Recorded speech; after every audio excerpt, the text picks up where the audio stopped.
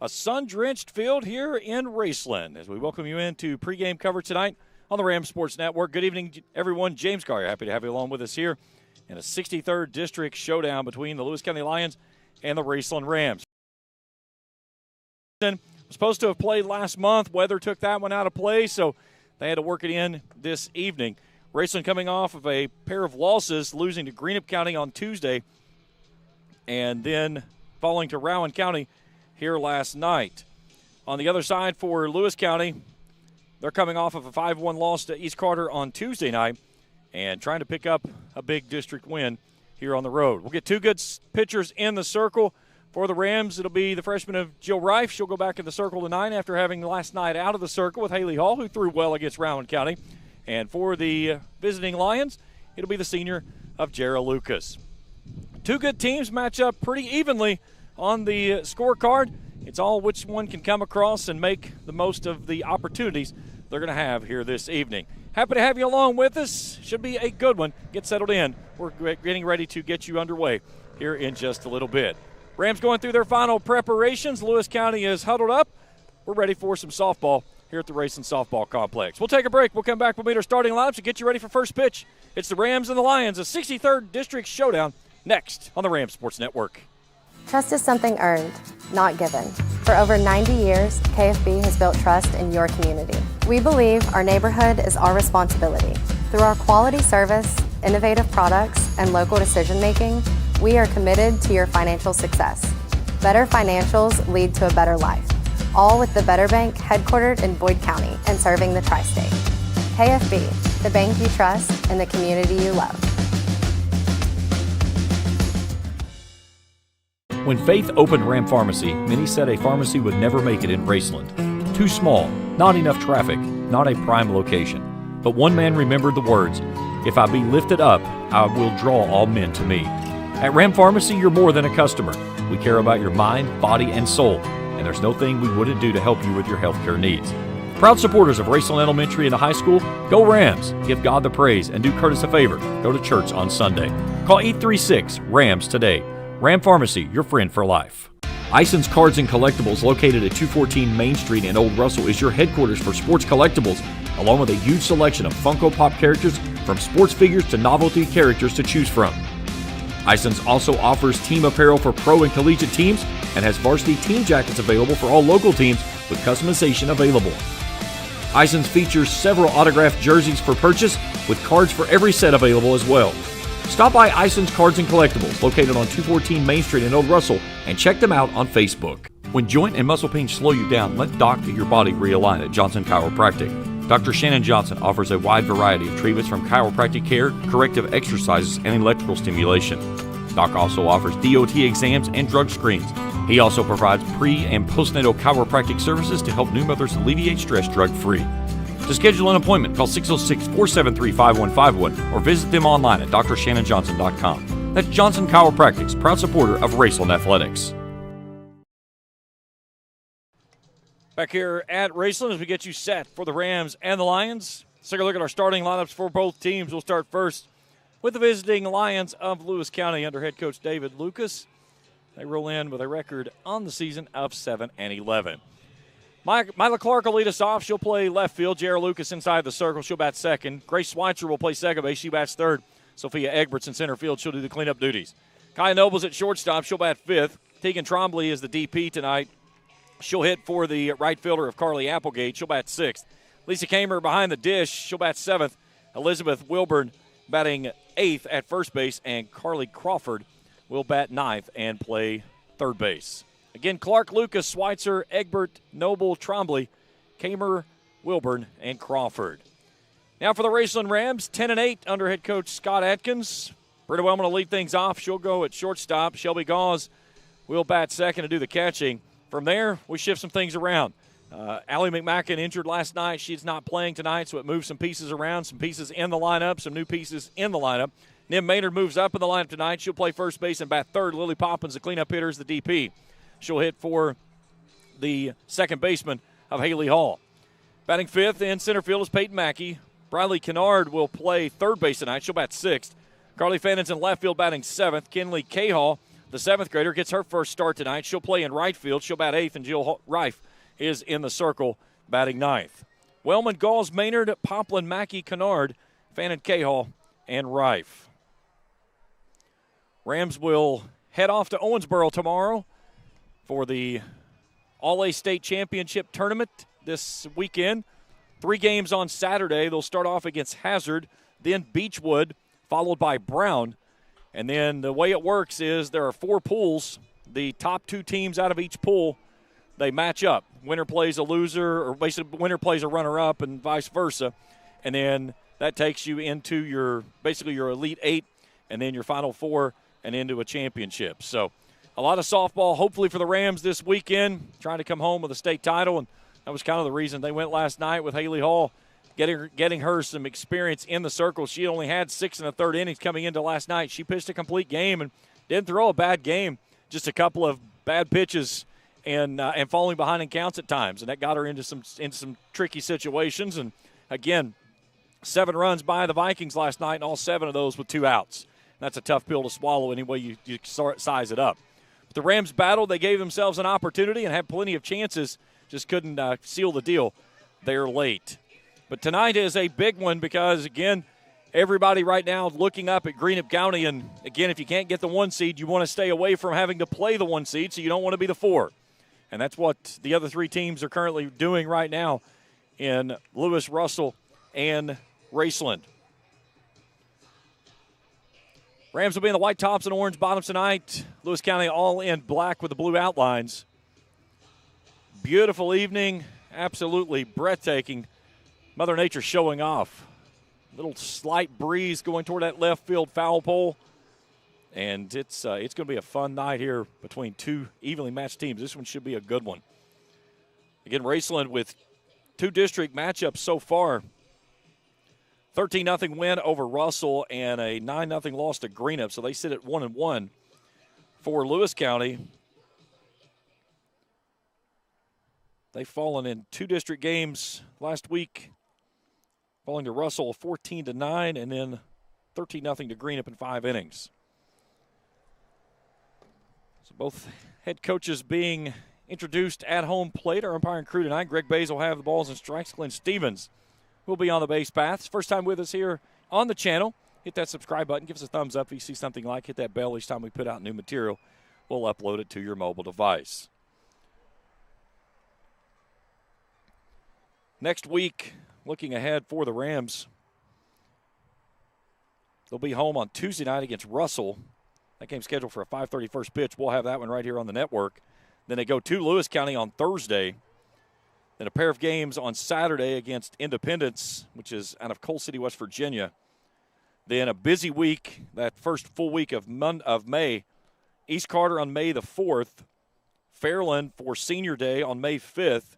Greenup County on May 7th. And then they'll go to Rowan County to play Rowan County and Madison Central on Saturday, May 9th.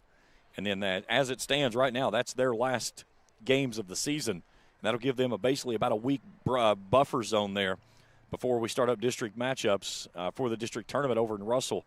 That'll go there that 3rd week of the month. And then, of course, the regional tournament this year for the softball side of things will play over at East Carter. And that'll be Memorial Day weekend. Again, whether they started on the Saturday before Memorial Day, wait until Monday for Memorial Day, it all is always weather dependent. That's the only thing that usually goes with it. So softball, not so much as baseball of trying to worry about weather because of pitching. You really don't have much issues with pitching in softball. With baseball, you have pitch counts. So that's the big thing is that you want to be able to get your games in as quickly as possible and get yourself ready for state tournament so you can get your rotation set up the way that you want to go. Softball, you kind of know who you got. So that's where we look as we move forward into postseason play, some just right at about 3 weeks away. This one should be a really good ball game, I think, here tonight. 2 evenly matched teams that they hit it well, they pitch it well.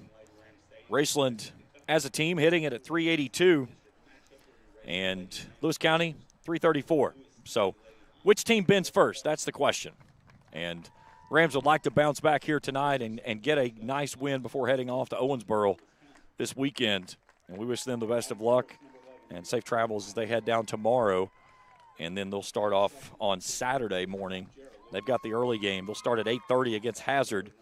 Then noon is the matchup with Beechwood, and they'll play Brown at 3:30. All those games at Jack C. Fisher Park. It's a beautiful facility down there. They have 4 fields, and that's one of the reasons they can play the type of format that they do, where the pool play where everybody gets in. They've got four fields to get everything in, and then Sunday they come back and go into elimination play. And from there, that's when you win or go home. So hopefully the Rams can play into Saturday, into late Sunday, making their 12th consecutive trip to Owensboro as a representative of the 16th Region All-A champion. So the Lewis County starters being introduced. Raceland getting ready to introduce their starters as well. So what we're going to do is step out for our final break. We'll come back and meet our defensive alignments and get you ready for first pitch. Happy to have you along with us here tonight. A beautiful night here in Raceland for the 63rd District matchup. It's Lewis County and Raceland next on the Ram Sports Network.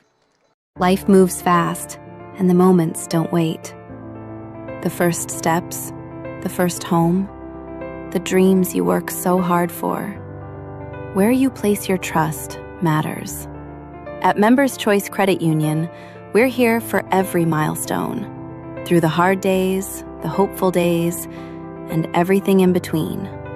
Your money, your future, your choice. Since 1992, DSI has been serving their customers with quality products and affordable prices for 33 years. DSI offers a wide variety of gear for your favorite team and also offers wholesale and retail screen printing, embroidery, vinyl, and direct-to-film applications. DSI also welcomes your custom design for your team, business, or anything you may need. Have a vision? Let DSI's custom design team make that vision a reality. For over 30 years, DSI has been the trusted name for quality products and an affordable price. Check them out at 511 Greenup Avenue in Raceland or online at supertees.com. When you find yourself in the need of a lawyer, Blackburn Law should be your first phone call in your time of need. Specializing in bankruptcy, criminal law, family law, and worker disability, Blackburn Law can help guide you every step of the way. Blackburn Law is dedicated to providing exceptional legal services with a personalized touch. For more information, call 606-836-5435 or visit them online at blackburnlaw.net. With over 30 years in experience in representing clients to successful solutions, Blackburn Law is in your corner. That's Blackburn Law, a proud supporter of Raceland Athletics. Ison's Cards and Collectibles, located at 214 Main Street in Old Russell, is your headquarters for sports collectibles, along with a huge selection of Funko Pop characters, from sports figures to novelty characters to choose from. Ison's also offers team apparel for pro and collegiate teams and has varsity team jackets available for all local teams with customization available. Ison's features several autographed jerseys for purchase, with cards for every set available as well.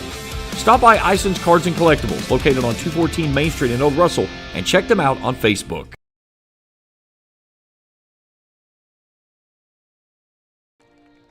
Back on the Ram Sports Network, getting ready to settle in for a good one between the Lewis County Lions and the Raceland Rams.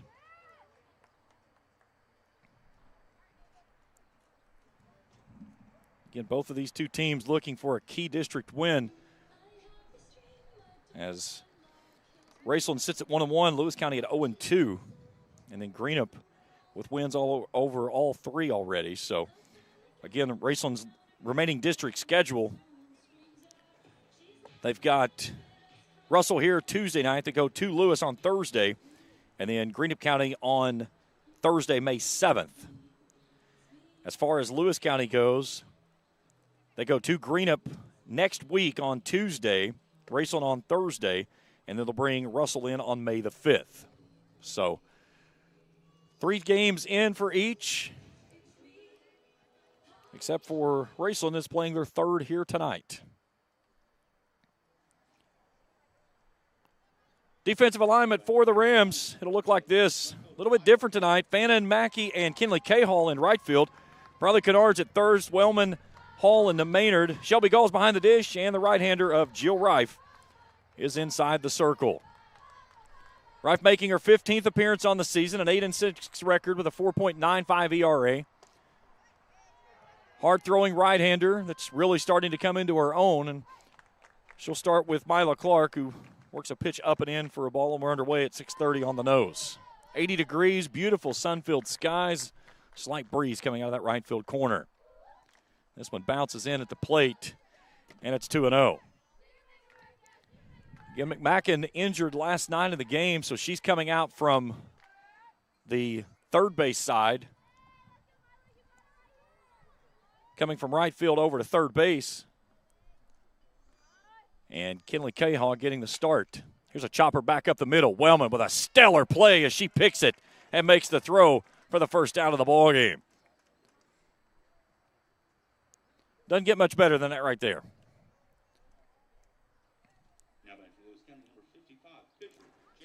So Jaron Lucas steps in, a .436 hitter. 24 hits, 15 driven in.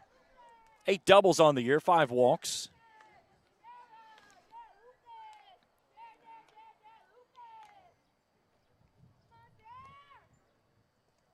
First pitch misses downstairs for a ball. As soon as Jared walked in this evening, I was getting ready to go down. Lewis had come into the park, and I was going down to get with David to get their lineup and stuff. And Jared's just coming into the ballpark. She's usually the last one in because she's got a giant ball bag that she carries.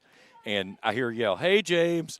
And I've got a really good relationship with her and Kai. I've watched them grow up all the way through their high school careers. I think the world of them both. And really excited to, get a chance to see them here in action and get a chance to see them here for this season. And spent a couple of years doing some stuff up in Lewis County covering them. So it's kind of where I had that relationship that I was able to grow with them. So excited to see the two young ladies here, both seniors this year. Count evens at 1-1. It was down and in, 2 balls and a strike.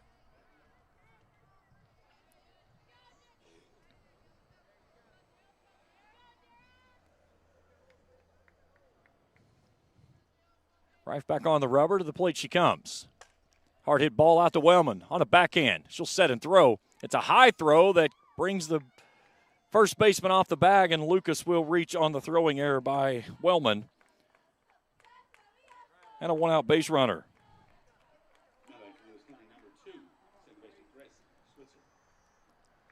So Grace Schweitzer will step in. .333 hitter. 20 hits, 11 driven in. 3 doubles on the year, 7 walks.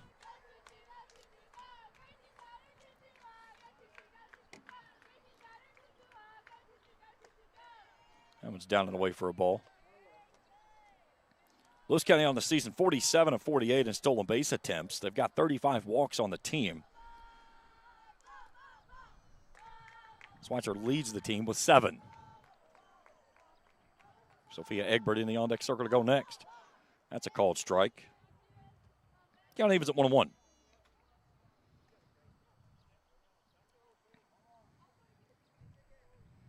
Lucas over at first after reaching on the 1-out error. Lewis County trying to dent the scoreboard early on. Slow roller out towards second. Hall's going to have to hustle. She'll make the throw to first base and will get the runner. Nice play there by Haley Hall. That was a tough play on a slow roller right up the middle, and the only play she had was to go to first base. It is a productive out, though, as it will move the runner up into scoring position. So Lucas out at second, and now Sophia Egbert climbs in. Egbert, a .306 hitter, 19 hits, 16 driven in. That leads the team.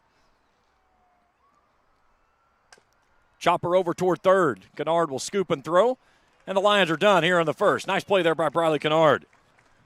Lions leave 1. We're scoreless as we head to the bottom of inning number 1. Wellman, Gauls, and Maynard do up, and we return after this on the Ram Sports Network. Trust is something earned, not given. For over 90 years, KFB has built trust in your community. We believe our neighborhood is our responsibility. Through our quality service, innovative products, and local decision-making, we are committed to your financial success. Better financials lead to a better life. All with the Better Bank headquartered in Boyd County and serving the tri-state. KFB, the bank you trust and the community you love. When Faith opened Ram Pharmacy, many said a pharmacy would never make it in Raceland. Too small, not enough traffic, not a prime location. But one man remembered the words, "If I be lifted up, I will draw all men to me." At Ram Pharmacy, you're more than a customer. We care about your mind, body, and soul, and there's no thing we wouldn't do to help you with your healthcare needs. Proud supporters of Raceland Elementary and the high school, go Rams, give God the praise, and do Curtis a favor. Go to church on Sunday. Call 836-RAMS today. Ram Pharmacy, your friend for life. Off to the bottom of the first we go. Let's take a look at the defensive alignment for the Lewis County Lions. Mila Clark, Sophia Egbert, and Carly Applegate. That's left to right. Kaylee Crawford, Kaya Noble, Grace Weitzer, and Elizabeth Wilburn, third to first. Lisa Kamers behind the dish, and the senior right-hander of Jarrah Lucas inside the circle. Lucas making her 12th appearance on the season with a 3-1 record, a 4.69 ERA, 37 and in third innings of work, 53 hits given up, 21 strikeouts, 9 walks, 33 runs given up, 25 of those have been earned. So go to work on the top half of the order for the Rams. Brenna Wellman will start us off. A 415 hitter. She'll take a look at a first pitch screwball in there for a called strike. Wellman, Galls, and Maynard, the three that will go for the Rams here in the home first. Those kind of got a runner on board on an error, moved her out to second base, but the Rams got out of it from that point on a nice play by Briley Kennard.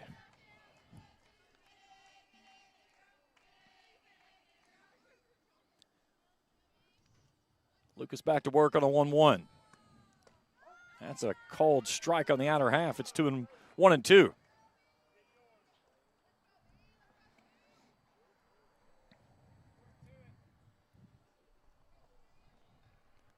Lucas back to work.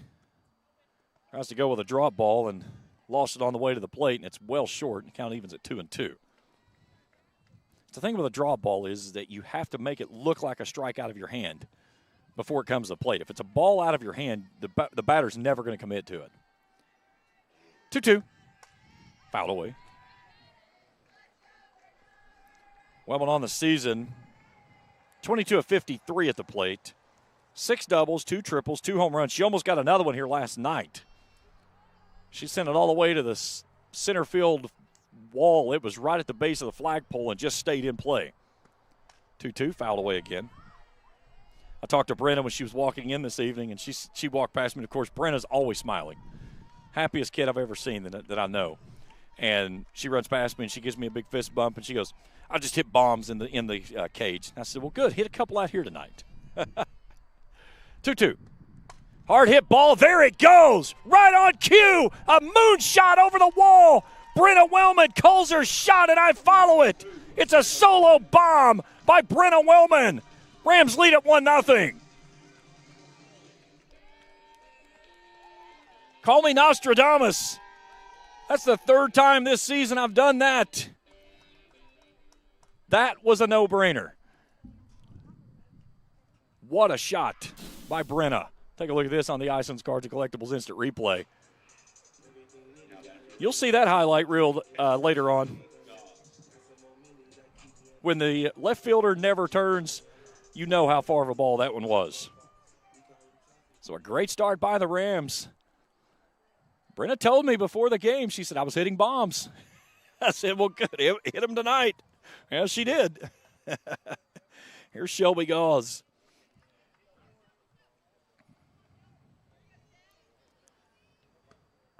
Oh, 1 to Gauze. Blooper out towards shallow center field. Coming on and making the catches, Sophia Egbert. And there's one away.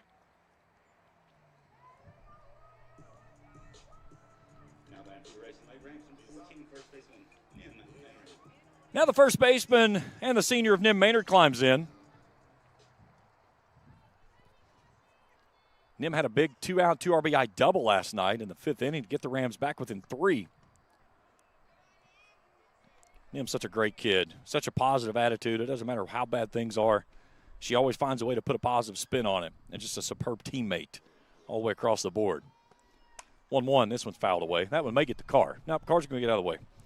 Had a car coming down the road behind us here at the stadium, and Nim nearly parked it in the sunroof. That would be interesting. I've never seen a car get hit coming down here behind the stadium. That would be a first. Lucas back to work with a 1-1. That one's upstairs, 2-1. First time with us here on the channel, be sure to hit that subscribe button. Give us a thumbs up. Hit that bell. Follow us on Facebook and Instagram, Rams Sports Network. There's a chopper foul down the first base side. Lots of exclusive content that we put there. Highlights, interviews, all kinds of good stuff. Had a really awesome moment this week when our baseball team here at Raceland pulled off a phenomenal out that landed on WSCC Sports last night at 10 and 11 o'clock. 2-2. This one's in the turf. Count goes full. Again, not only was it awesome for the exposure for our program here for baseball and our two seniors that pulled off the trick. But our program here, the Ram Sports Network, getting that recognition too, and that was really awesome. Here's a hard hit ball out to second. Nice play, Schweitzer. That robs a base hit away from Nim Maynard on a well-struck ball. That's a heck of a play by the second baseman. 2 down in the inning.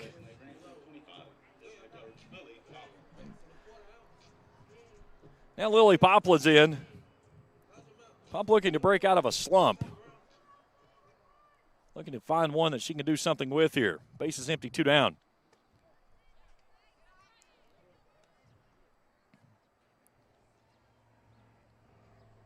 One nothing Rams on the solo shot from Brenna Wellman.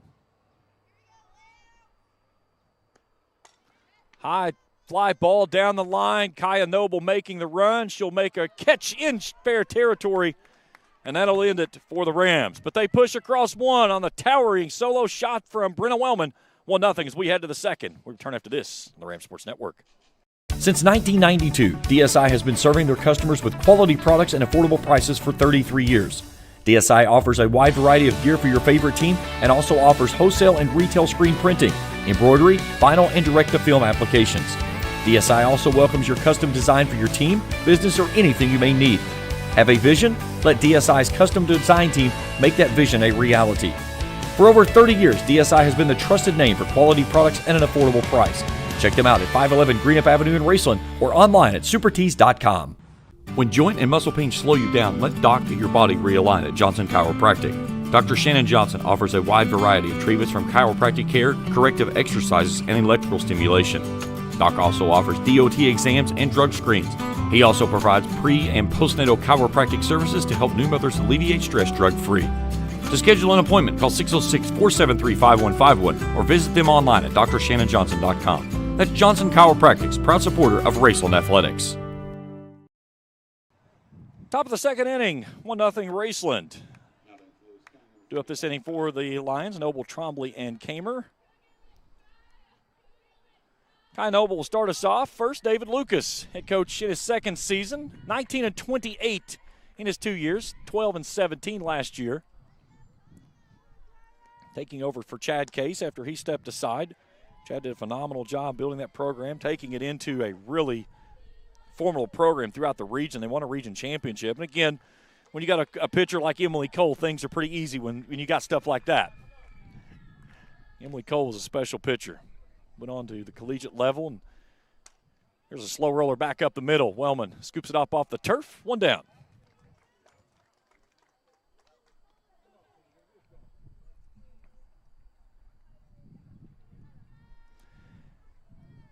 Now the designated player of Tegan Trombley. Trombley, a .306 hitter, 11 hits, 2 driven in, 1 walk on the year. Base is empty, 1 down here on the visiting second inning. That one hit her.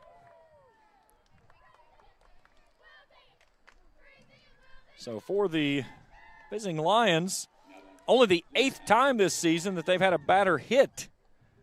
For Trombley, though, that's her 3rd. Which leads the team. So now Lisa Kamer in. Chopper foul on the third base side.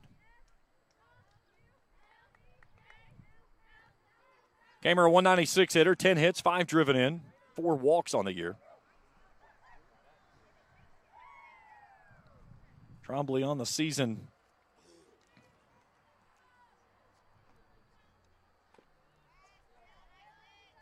has not attempted any stolen bases. Again, Galls with a good arm behind the dish.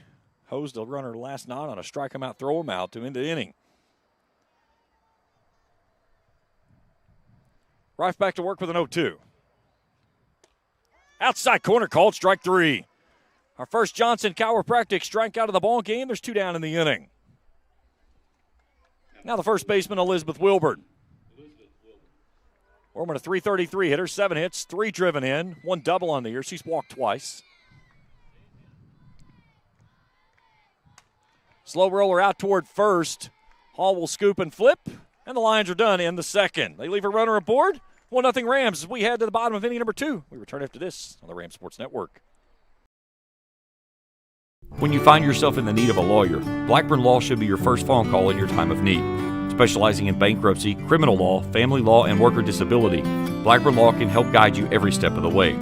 Blackburn Law is dedicated to providing exceptional legal services with a personalized touch.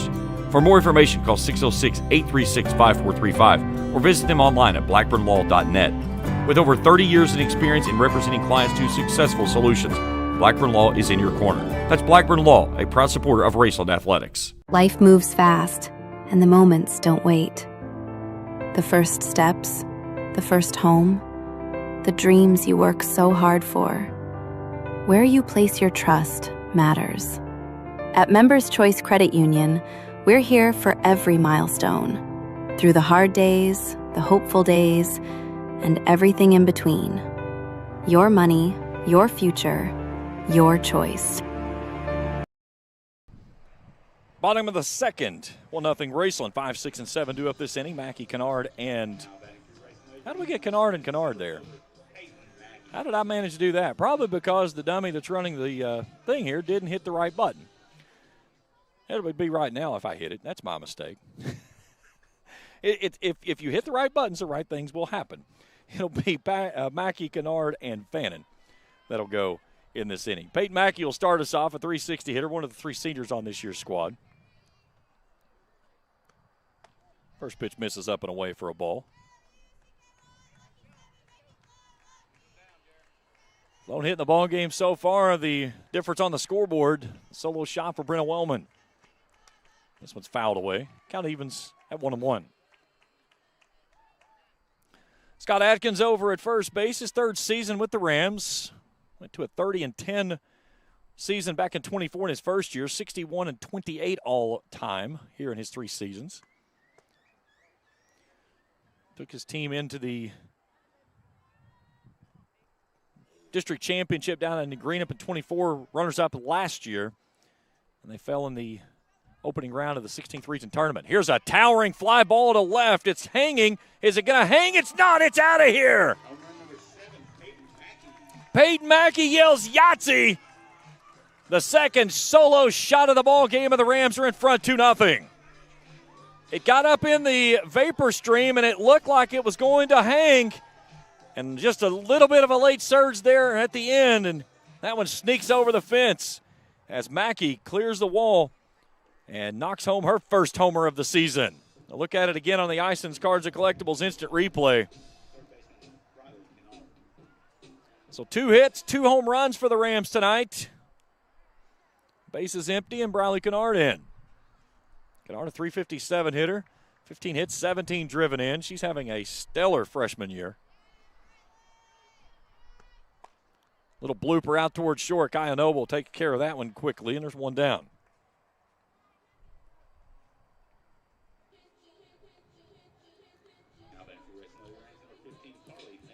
Now the left fielder, Carly Fannon's in.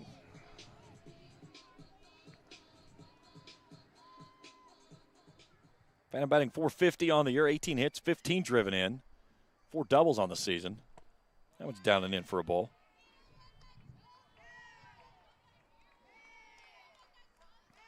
I could take weather like this all year long. Give me 2 days around Christmas with snow, and then just give me this the rest of the year. I would be perfectly okay with that. Hey, have a question for me tonight? It's time for Ask the Booth. You can text me 606-571-7281 with your question.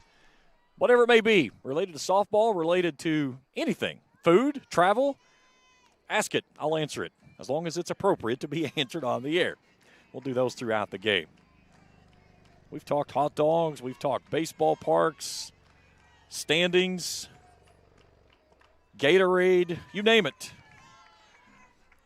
We'll talk about it. So Fannon's on board with a 1-out walk. Now the right fielder of Kinley Cahill comes in.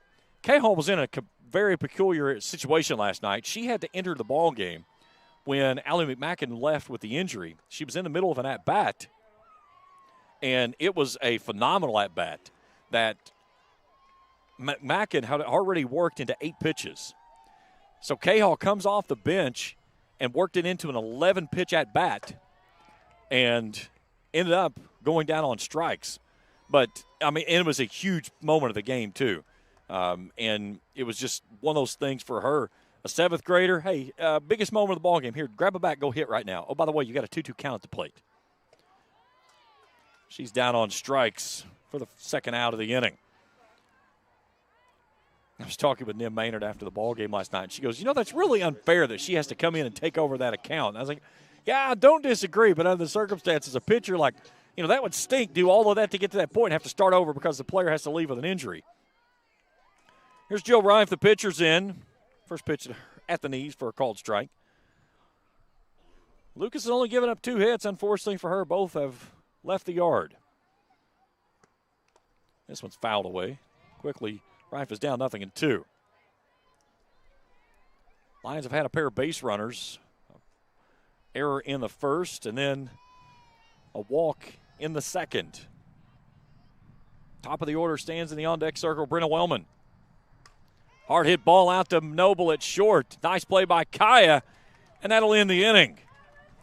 But the Rams get another on a solo shot from the senior Peyton Mackey. 2-0 as we head to the third. We return after this on the Rams Sports Network. Ison's Cards and Collectibles, located at 214 Main Street in Old Russell, is your headquarters for sports collectibles, along with a huge selection of Funko Pop characters from sports figures to novelty characters to choose from. Ison's also offers team apparel for pro and collegiate teams and has varsity team jackets available for all local teams with customization available. Ison's features several autographed jerseys for purchase with cards for every set available as well. Stop by Ison's Cards and Collectibles, located on 214 Main Street in Old Russell, and check them out on Facebook. Trust is something earned, not given. For over 90 years, KFB has built trust in your community. We believe our neighborhood is our responsibility. Through our quality service, innovative products, and local decision-making, we are committed to your financial success. Better financials lead to a better life. All with the Better Bank, headquartered in Boyd County and serving the tri-state. KFB, the bank you trust and the community you love.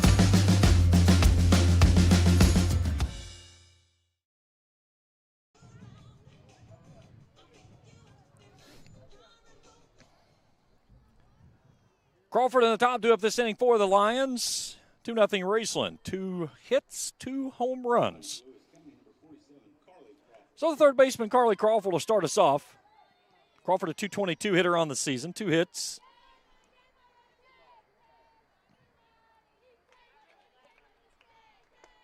That's a strike on the outer half with the screwball.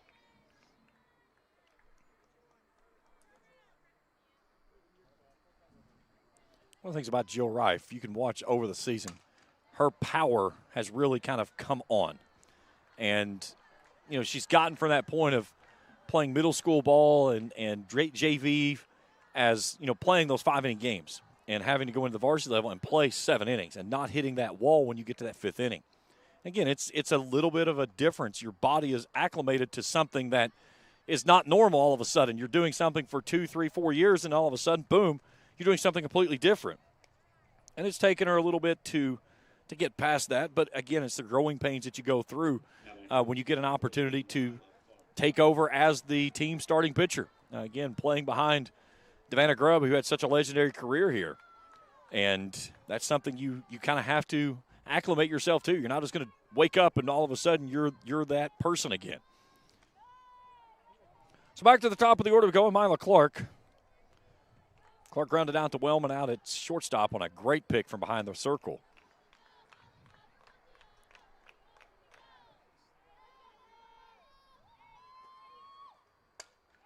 Hard hit ball. There's Wellman again. There's 2 down. What a play, Brenna Wellman. Rife luckily got out of the way of that one because I think if she would have knocked it down, they would have had a play on it.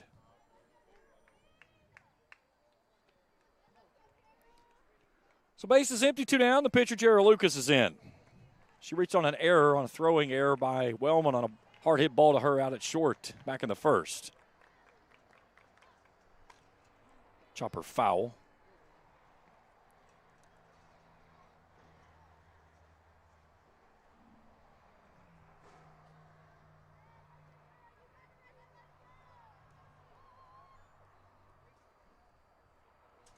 Rife trying to work a clean inning here in the third.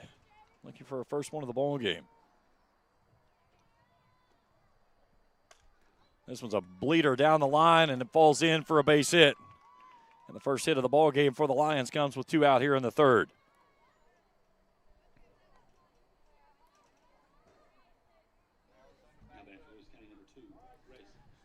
So now Grace Schweitzer's in. 0 for 1. Ground out over to second base. On a nice play by Haley Hall. It was a slow roller that she couldn't go to second base with, so she had to set her feet and throw to first, and the bang-bang play at the bag.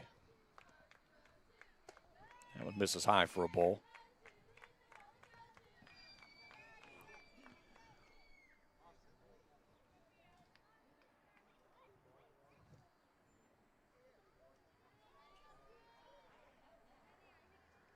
The 1-0.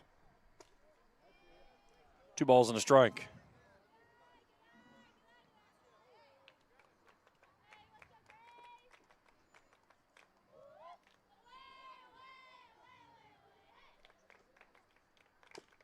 Chopped foul into the on-deck circle. Egbert nearly grabbed that one, and it carried past her. 2 balls, 1 strike, 2 down in the third. Rams in front 2-0. Schweitzer settles back in on that right-handed side. Lucas over at first base with a 2-out single. There's a throw back in, and Lucas just beats the throw of Gauze. This count goes to 3-1. Lewis County looking for 2 runners on. This was Raceland's bugaboo last night. Got themselves in trouble with 2 outs. Rife got to come to her here, and does so, and it's a foul ball that she was a mile out in front of. That one's halfway down the street on the other road. So Lucas will be able to get a good jump over at first base on a payoff pitch coming here. 3 balls, 2 strikes, 2 down.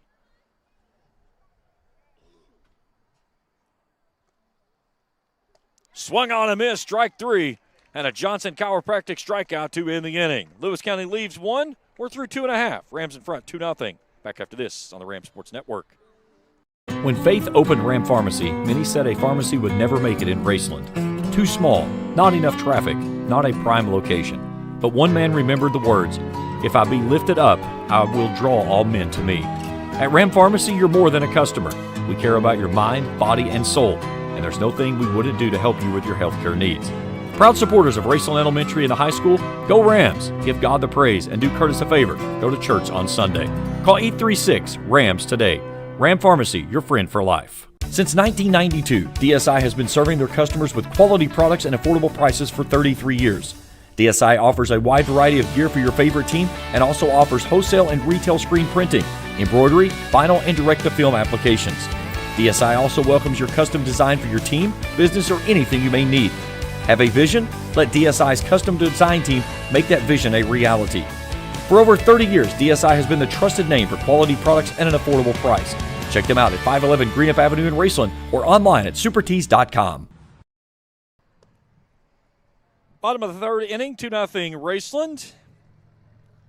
Top of the order, Wellman, Gauze, and Maynard due up.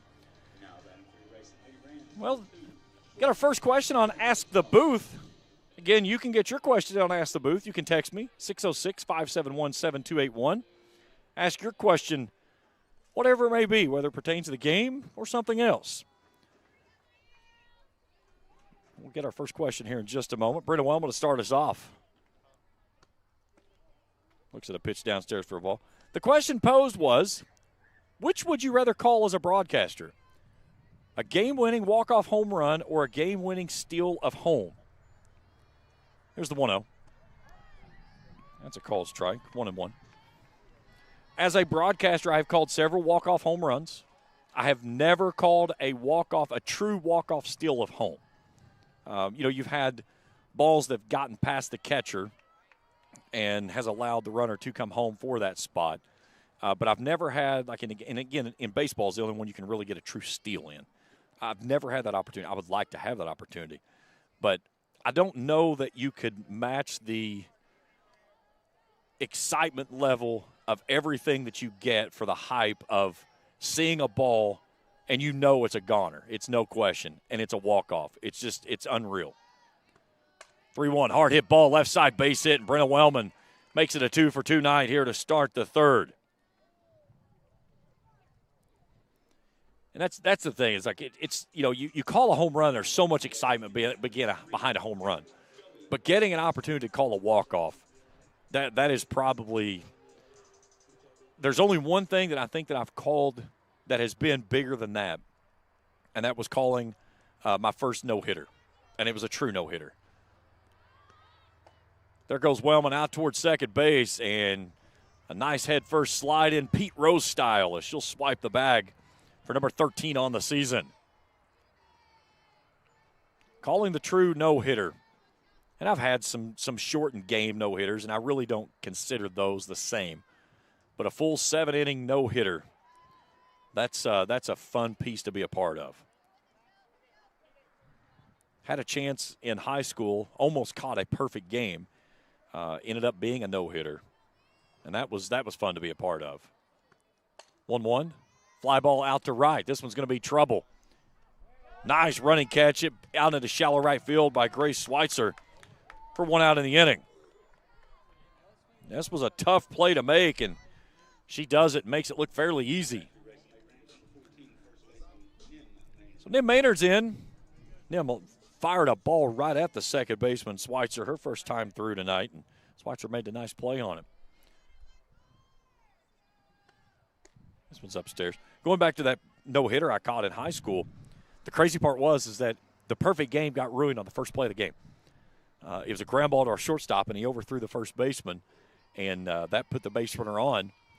He tried to steal. I threw him out at second base, and then nobody else got on base. Our pitcher that was throwing that night, he was a knuckleballer, and he was flat filthy, and he was on that night. The ball was dancing all over the place, and I could just tell in warm-ups he was locked in.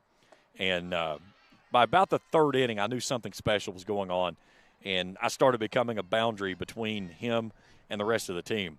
And people would start walking toward him, and I'd just say, nope, get away, get away. And I wouldn't let anybody go near him. That was a pretty special night to be a part of something like that, and just everything that happened. There were some stellar defensive plays that night, but, man, he was dangerous with that knuckleball off the bump. Couldn't break a sheet of glass from 30 feet, but that knuckleball was dancing like crazy. Here's a 2-2. Foul ball straight back. Count will hold it 2 balls and 2 strikes. 2-0 Rams here in the home third. They've played at a run in the first and second on a pair of home runs.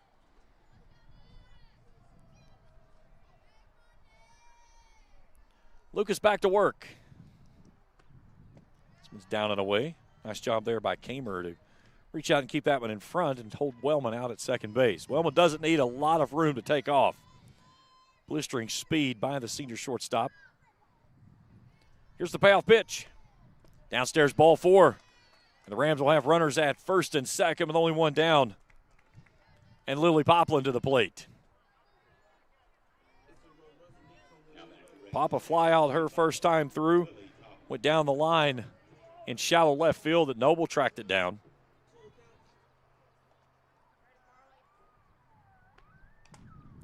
This one's fouled off the catcher's mask. That'll knock the cobwebs out. There's nothing worse as a catcher when you take a foul ball off the mask. It just, a lot of times it's not that it hurts.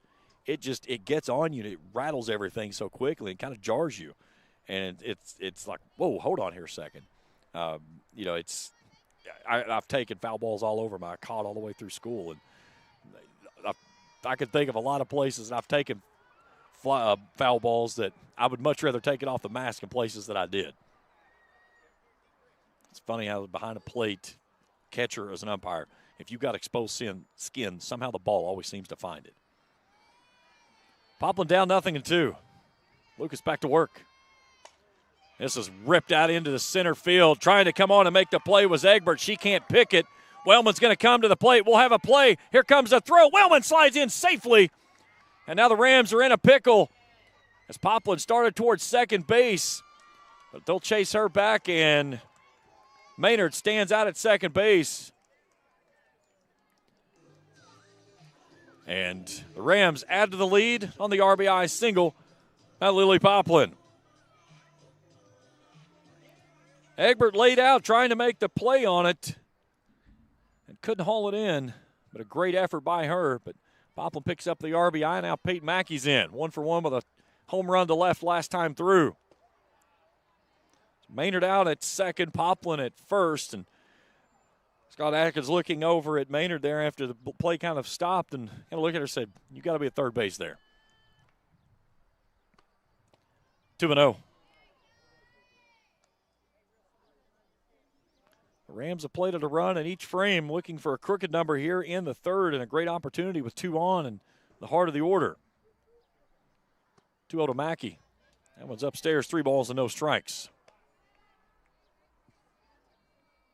Lucas has issued 2 walks in the ball game, 1 to Maynard and 1 to Carly Fannin.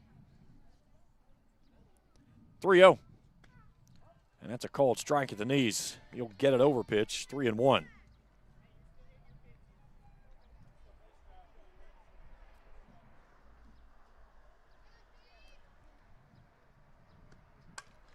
Down the line, bending toward the corner and foul over on the right side.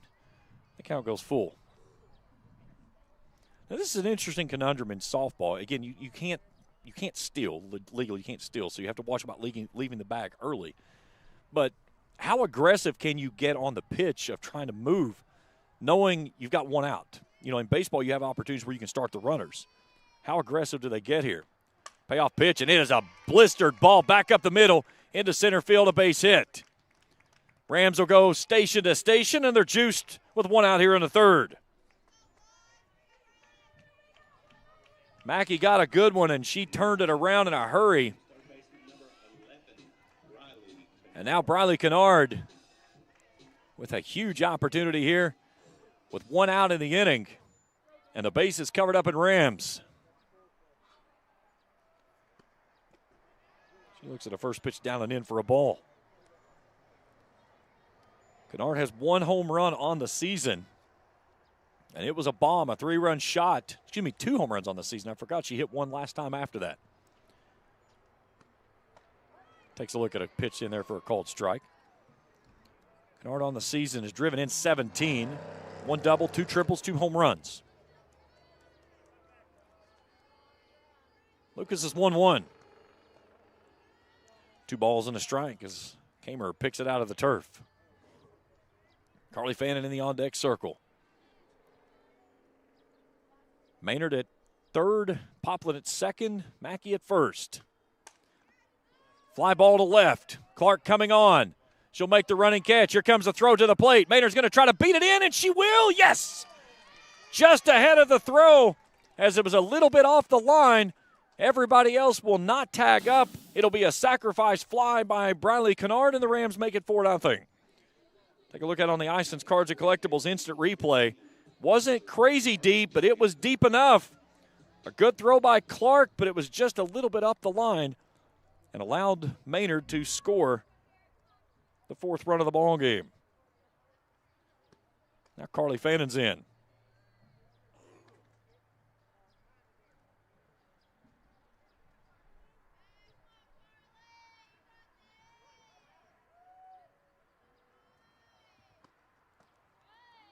One. 1.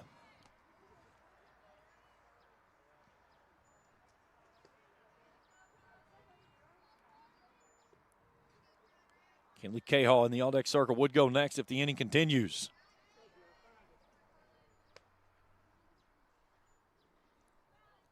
Two balls and a strike to the Rams left fielder.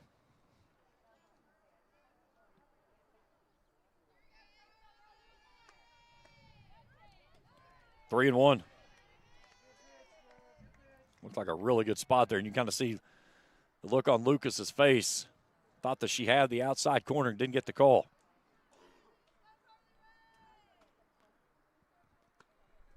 Ball four. Bases loaded up now with 2 down in the inning. And Kinley Cahill to the plate. So Fannin's second walk of the ball game. And Cahill with a huge opportunity here in her second at-bat. Lifts this one into the infield. Lucas calling for it. She'll squeeze it in the circle, and that'll end the inning. Rams leave them juiced, but they get a couple across. 4-0 Rams through 3. We're back after this on the Rams Sports Network. When joint and muscle pains slow you down, let Doc get your body realigned at Johnson Chiropractic. Dr. Shannon Johnson offers a wide variety of treatments from chiropractic care, corrective exercises, and electrical stimulation. Doc also offers DOT exams and drug screens. He also provides pre- and postnatal chiropractic services to help new mothers alleviate stress drug-free. To schedule an appointment, call 606-473-5151 or visit them online at drshannonjohnson.com. That's Johnson Chiropractic's proud supporter of Raceland Athletics. When you find yourself in the need of a lawyer, Blackburn Law should be your first phone call in your time of need. Specializing in bankruptcy, criminal law, family law, and worker disability, Blackburn Law can help guide you every step of the way. Blackburn Law is dedicated to providing exceptional legal services with a personalized touch.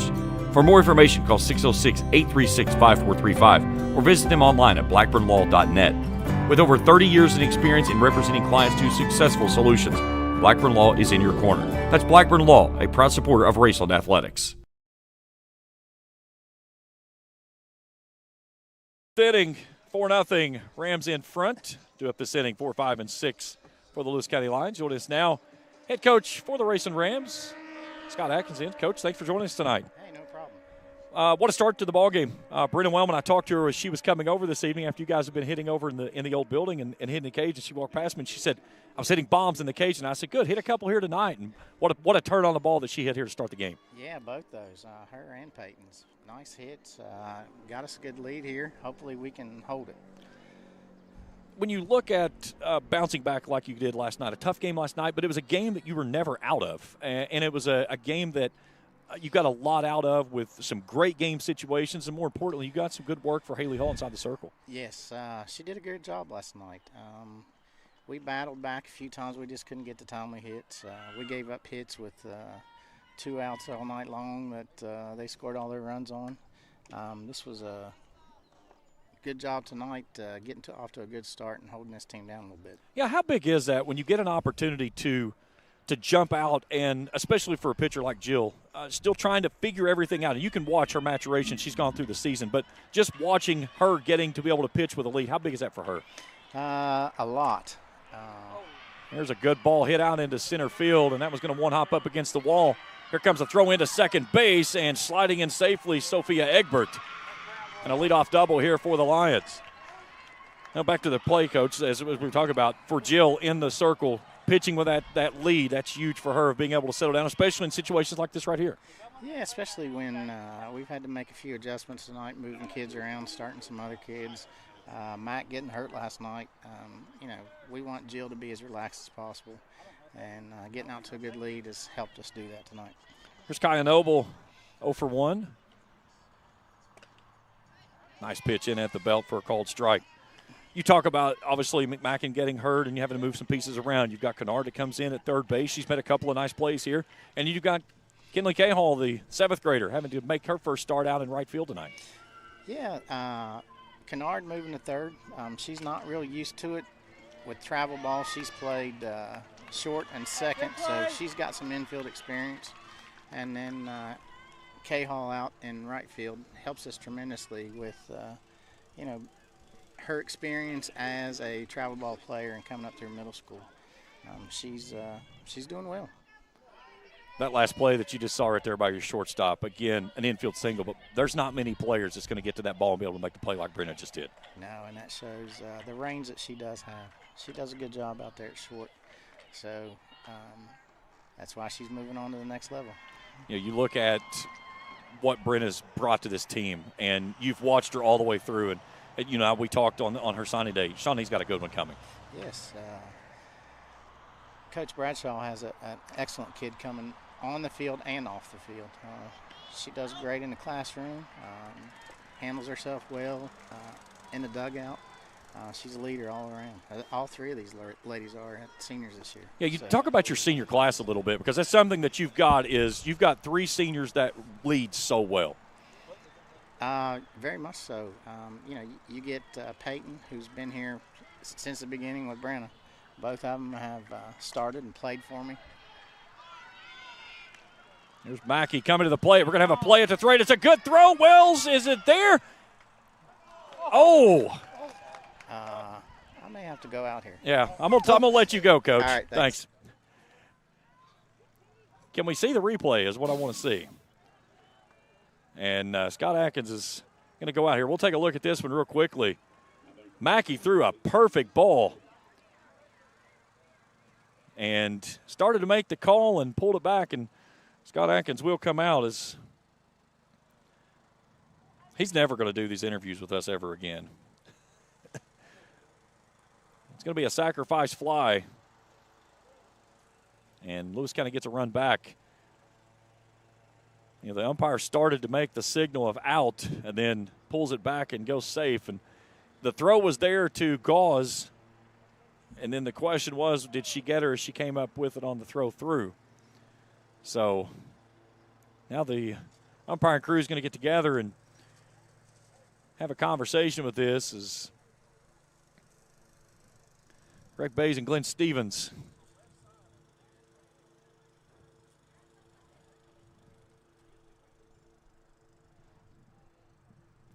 no matter what you do here, you're going to have one side that's angry. Mackey made an awesome throw from center. And Gauze picked it and made the swipe tag, but didn't get the runner, so the run will stay on the board. And Lewis County dents the scoreboard here in the fourth, and it's 4-1 on the sac fly from Lisa Kamer.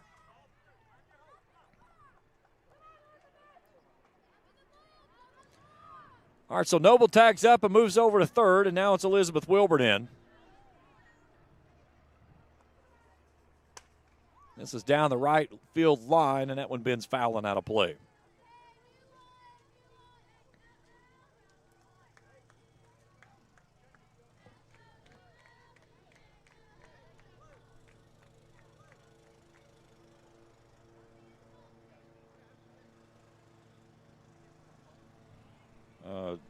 Guys, there's 2 outs. No, there is 2 outs in the ball game. You just had a fly ball that was caught in the center field. Yes, there are 2 outs.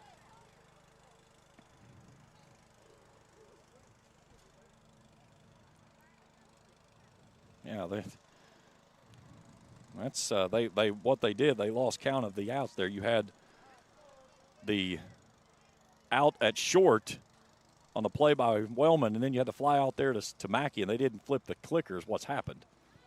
This one gets past the catcher. They're going to be a play at the plate. They drop it in, and that one's down. Good flip by Gauze. That will take care of Noble trying to slide in. Here's a look at it again on the Ison's Cards and Collectibles instant replay. Got right through the wickets, and Noble slides into the tag to end the inning. We're through 3.5, 4-1, our score. Back after this on the Ram Sports Network. Life moves fast, and the moments don't wait. The first steps, the first home, the dreams you work so hard for. Where you place your trust matters. At Members Choice Credit Union, we're here for every milestone. Through the hard days, the hopeful days, and everything in between. Your money, your future, your choice. Ison's Cards and Collectibles, located at 214 Main Street in Old Russell, is your headquarters for sports collectibles, along with a huge selection of Funko Pop characters, from sports figures to novelty characters to choose from. Ison's also offers team apparel for pro and collegiate teams and has varsity team jackets available for all local teams with customization available. Ison's features several autographed jerseys for purchase, with cards for every set available as well. Stop by Ison's Cards and Collectibles, located on 214 Main Street in Old Russell, and check them out on Facebook. 4-1 as we go to the bottom of the fourth inning. 9 in the top due up this inning for the Rams. As we get a new pitcher inside the circle for Lewis County, as it'll be Mila Clark that'll take over, making her 16th appearance on the season, a 3-6 record, a 5.89 ERA, 52 innings of work, 76 hits, 31 strikeouts, 48 walks. My producer's a little too fast on the buttons tonight. 70 runs given up, 44 of those have earned.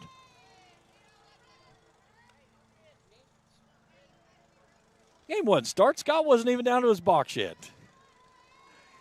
Jill Rice starts us off. She's ahead 2-0. Rife a hard ground out to short to Kaya Noble, her first time through tonight. 4-1 Rams here in the home fourth. Rife's ahead 3 balls and no strikes.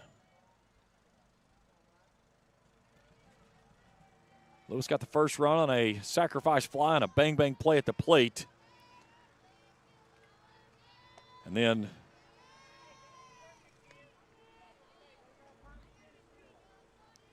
had a runner erased trying to come home on a pass ball at the plate to end the inning. 3-1, fouled away. A little half-hearted check swing and just enough to tick it on the bat. Sun's starting to drift down and becomes a tough ball to find on that left side for those infielders. Payoff pitch. Hard hit ball. This one's hit well out to left field. That one's over Lucas's head and off against the wall. Rife on her horse. She'll motor in and stand up with a leadoff double here in the fourth. Jill Rife turned it around in a hurry and cracks her 6th double of the season. And the Rams in business to start the 4th inning. She got on that one and got it over top of Lucas's head.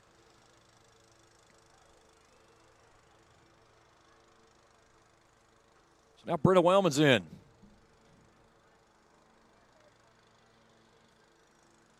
Wellman 2 for 2. A solo home run her first time through and then singled through the hole on the left side her second at bat. 2-0.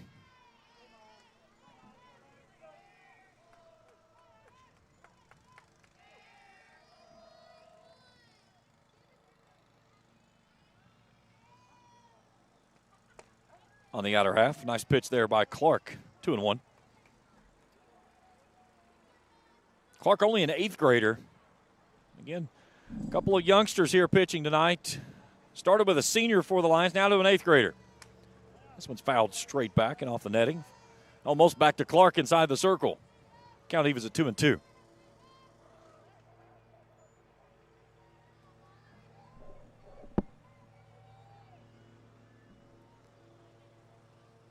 Two offering. Down and in. Full count.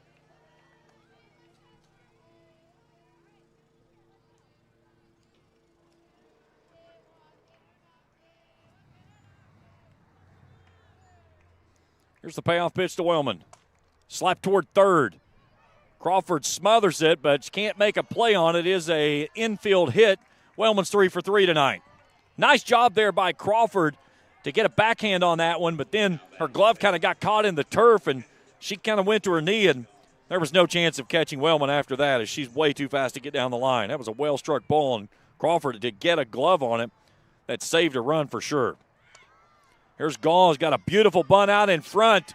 They'll make the throw. It's not in time, and the Rams have the bases covered up here in the 4th. So Shelby Gauls with a bunt single, and it was a dandy. And now Nim Maynard steps in. And Scott Atkins is going to bring Nim up the line. First, we'll get a courtesy runner for the catcher, as number 12, McKenna Stowers, comes on. So Rife over at third. She's on after the leadoff double. Wellman with an infield single. Gauls with a bunt single, loads the bases. And now it's up to the senior Nim Maynard. Racing with 8 hits in the ball game. And a chance at another big inning. A run in the first and a second, 2 in the third. And a great opportunity here with all the pillows covered in Rams and nobody out. And this is what the situation Nim Maynard loves to be in.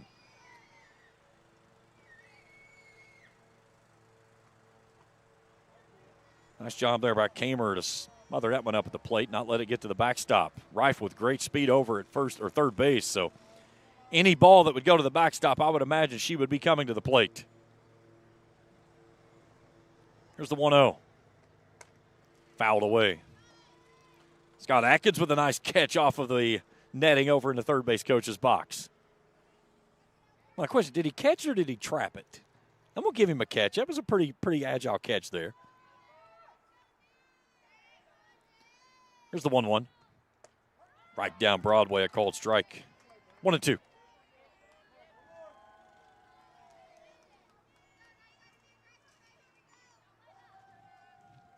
Maynard settles in. Clark back to work.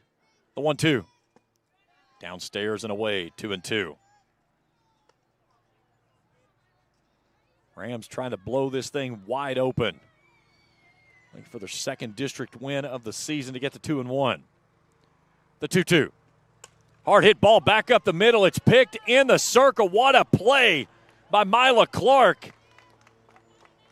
She just got an early Christmas present, but man, what a catch there by the 8th grader inside the circle on a ball that was scorched off the bat of Maynard. And had the know-abouts of her to come to the plate for the force out. So 1-2 on the put out. And now Lily Poplin in.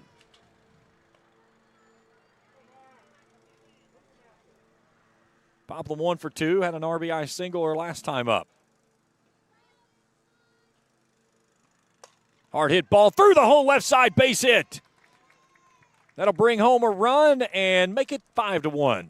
Her second RBI of the ball game. So Poplin 2 for 3 tonight.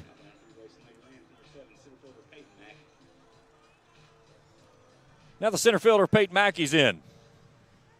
Mackey 2 for 2 with a home run.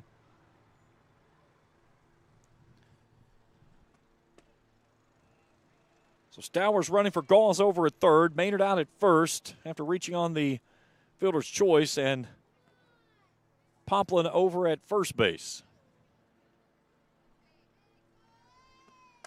Chopper toward third. Crawford will go to the bag and take the out, but it will bring home a run on the fielder's choice. And there's 2 down, but it's 6-1 Raceland. So 5 unassisted.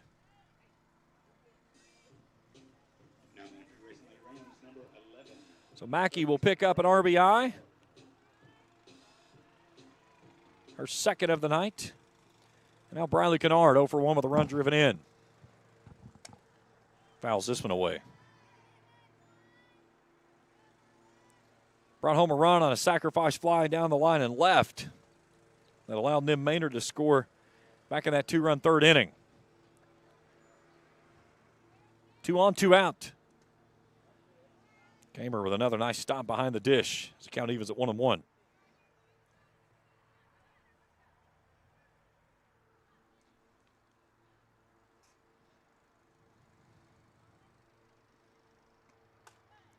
This one's lifted into the infield. Clark makes the catch, and the Rams are done in the 4th. But they put 2 more across. They lead at 6-1 as we head to the 5th. We return after this, the Rams Sports Network.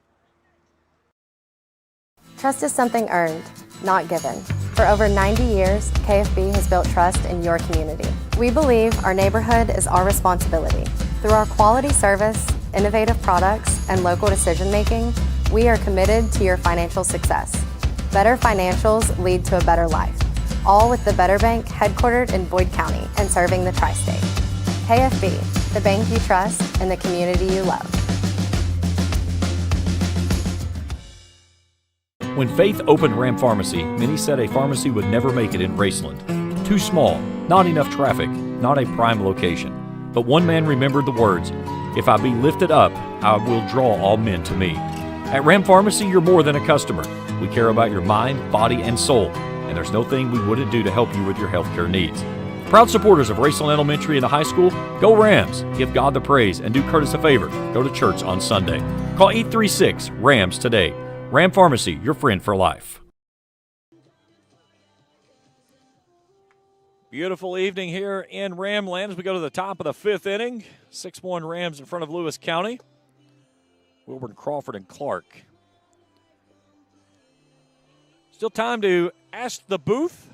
If you have a question you'd like to chime in with, get my take on it, or just give a general question or comment about the broadcast, text me 606-571-7281. We'll check the answers and respond throughout the ballgame as we finish out the night. So Elizabeth Wilburn starts us off. She was on base to end the fourth whenever the runner was cut down at the plate trying to steal, and she'll lift this one into shallow left field to start things off with a single here in the fifth. Not well struck, but enough to get it where it needed to go.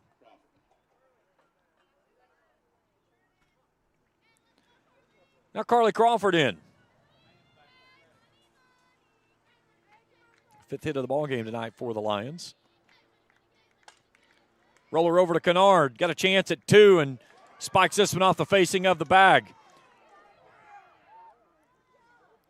And if we were playing Soakham, she was out, but Kennard made the throw, and again, it's not a position that she is customarily playing this year, moving over from right field after the injury to McMacken last night. So the second error of the ball game. We'll have runners at first and third now.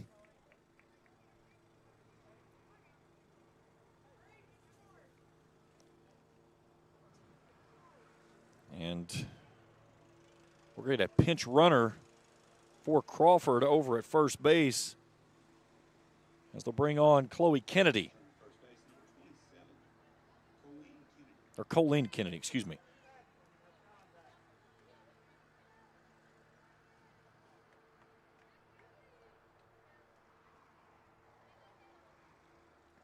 So Kennedy running for Crawford over at first.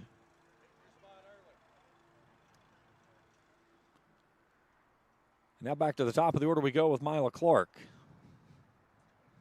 Clark 0 for 2 in the ball game. A pair of groundouts, hard hit balls out to Wellman. Speaking of Wellman, talking to her catcher there, making certain that they know what they want to do. And before we get an opportunity to go, Scott Atkins is going to come out and bring his infield together to make certain everybody's on the same page. Again, a big opportunity here for the Lions to get right back in this one. And the Rams a run each in the first and the second off of home runs from Brenna Wellman in the first, Peyton Mackey in the second. The Rams get 2 runs in the third and the fourth. Rams with 9 hits in the ball game. And a big opportunity here for the Lions to try to push back into this one as the Rams seemingly started to pull away there in the fourth. They left a big opportunity on the base paths. They've stranded a small army on the base paths tonight.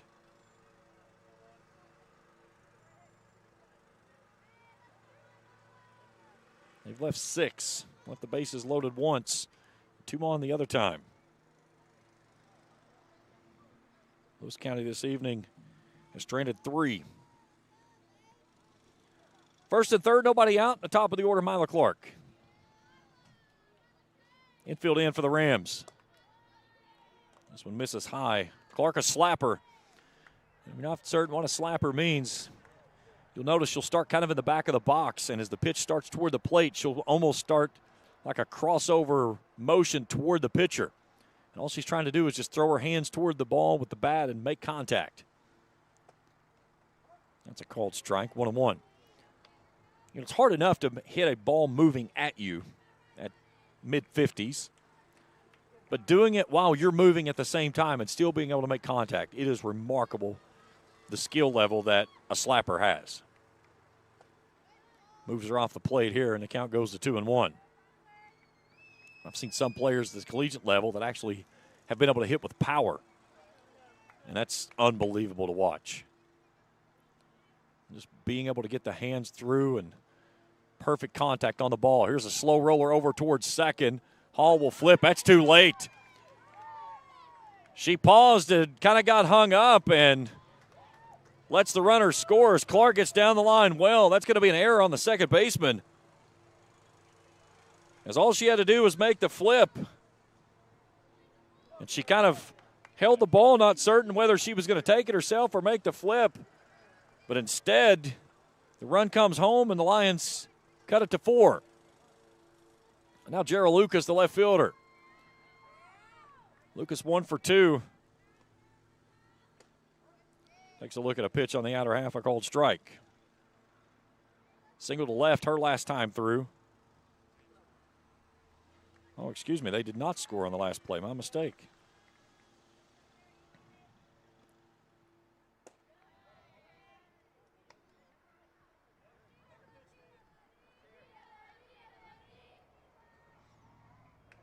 trying to put in stats and just assume that the ball that way, the runner would automatically score. This one's down the line and left and sinking fast. That one's in there for a base hit. 1 run comes to the plate. 2 runs come to the plate. Lucas is going to motor out to second base with a stand-up 2 RBI double. And the Lions cut the lead in half. It's 6-3.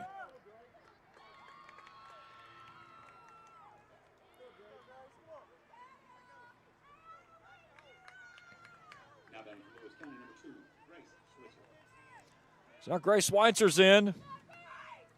0 for 2, a ground out to second, a strikeout her last time through. She represents the tying run here in the visiting 5th. Downstairs for a ball.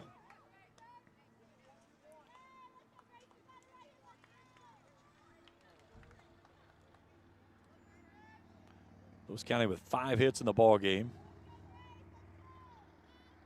Racing with 3 errors in the contest. This one fouled straight back, 1-1.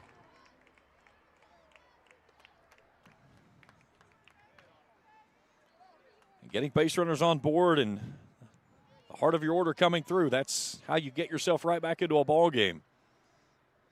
Joe Rife having to wiggle herself out of a jam with still nobody out here in this inning. And 2 runners in scoring position. Schweitzer ahead, 2-1.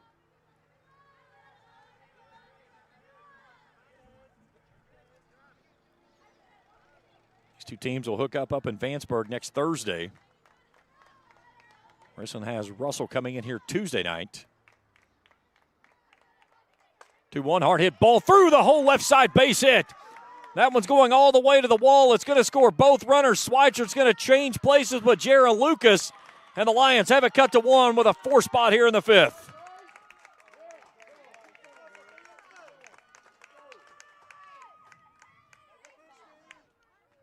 Schweitzer's first hit of the ball game, a big one. And a 2 RBI double at that. Now Sophia Egbert with a chance to tie the ball game. Still nobody out here in the 5th. Out to Kennard at third. She'll throw this one toward first base and airmails the first baseman. We'll get a plate at the plate. Nope. They'll run her back to third base, and Schweitzer will stay put right there. Kennard had the runner done at first base and just airmails Nim Maynard, the 4th miscue of the ball game. And all of a sudden, the Rams in all kinds of trouble here in the 5th.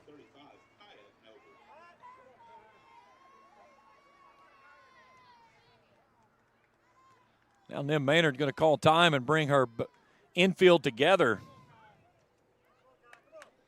As Kaya Noble steps to the plate. 1 for 2 in the ball game. Singled through the left side her last time through. Tying run stands at third base. Go-ahead run over at first. It was a 6-1 Rams lead coming into this frame. The Lions have dented the scoreboard 4 times here and still nobody out.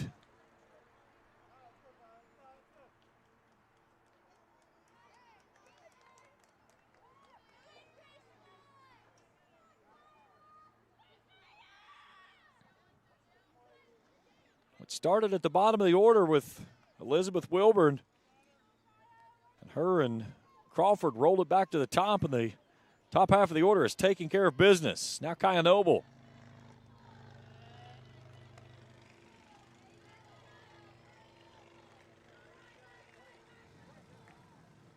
Noble went 1 for 3 in that 5-1 loss to East Carter on Tuesday night.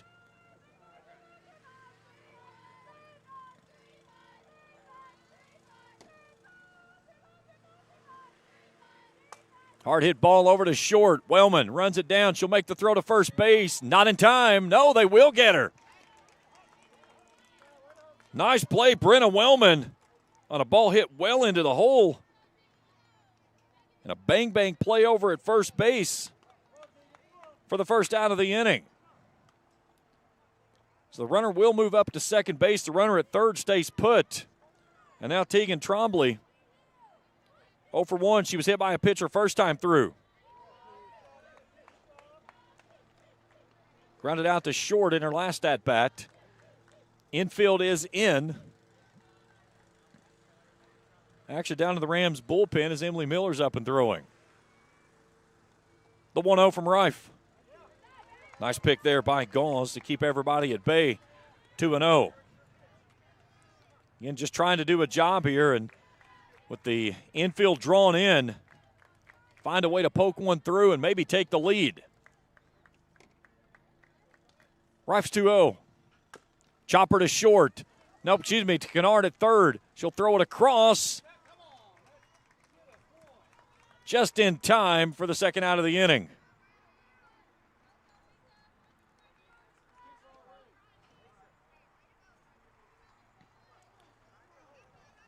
Off the bat, that looked, from my angle that I'm standing up here on the press, up by the press box, looked like the ball was headed to short. So now Lisa Kamer, the ninth batter of the inning.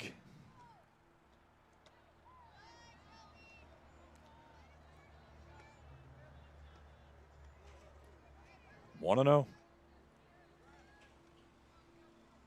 Kamer 0 for 1 in the ball game.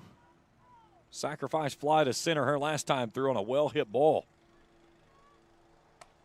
She hits this one back up the middle, and that one's down for a base hit. 1 run scores. Here comes the throw to the plate. It's going to be a close one, and this time they get past the throw, and Lewis County has the lead. It's a 2-out, 2 RBI single from Lisa Kamer, and Lewis County has come from behind 6-1. They lead at 7-6. Here's a look at it again on the Ison's Cards and Collectibles instant replay.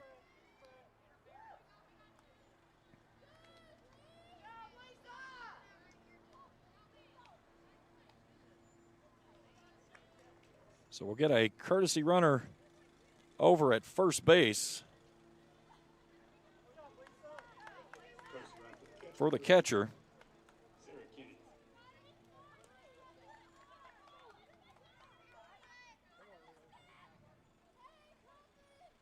Sarah Kennedy come on to run. So Elizabeth Wilburn for the second time in the inning.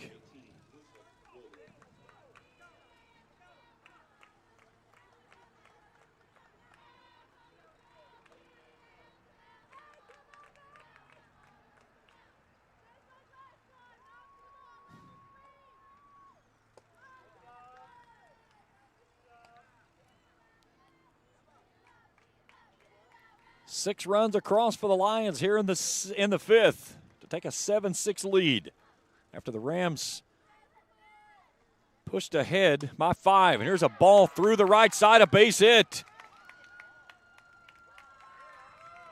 Wilburn, their second hit in the inning. And all of a sudden, the bats have come to life here for the Lions as they're just finding every hole in the field. For Carly Crawford in for the second time in the inning. Hit a hard hit ball to third and reached on an error that set up this big inning. Swing and a miss.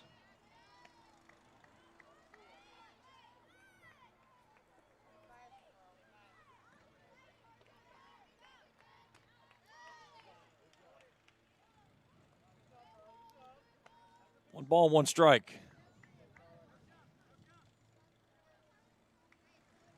Top of the order stands in the on-deck circle to go next if the inning continues. The 1-1. Down and away. Rife has thrown 27 pitches in this inning.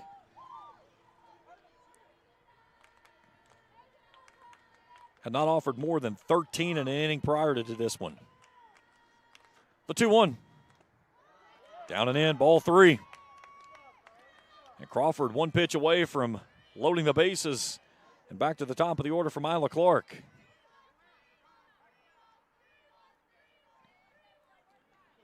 A 3-1. Slow roller out towards second. Hall will scoop and throw, and that will end the inning here in the visiting fifth. But a big inning it was for the Lions as they put 6 runs across on 5 hits, 3 Raceland errors, and they take a 7-6 lead. Time to stretch here at the ballpark. We're back after this on the Ram Sports Network. Since 1992, DSI has been serving their customers with quality products and affordable prices for 33 years. DSI offers a wide variety of gear for your favorite team and also offers wholesale and retail screen printing, embroidery, vinyl, and direct-to-film applications.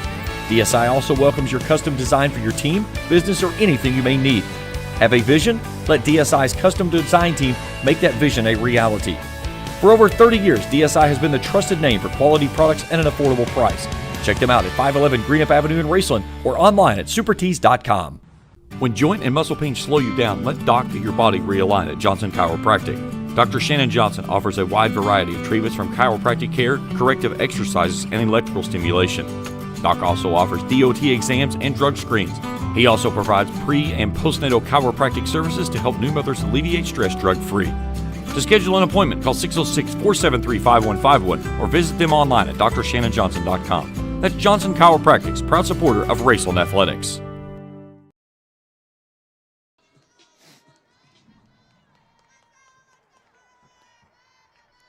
Fannin, Caholl, and Rife, the 3-2 up for the Rams.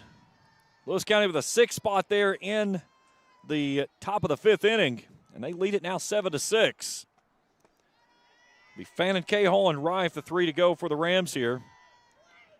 Carly Fannin still without an official plate appearance, a pair of walks in this ball game.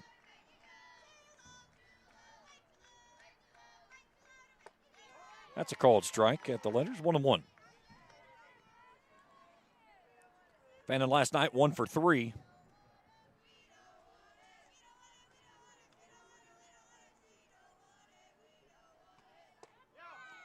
That's up and away, 2-1. Haley Hall now throwing in the Rams bullpen.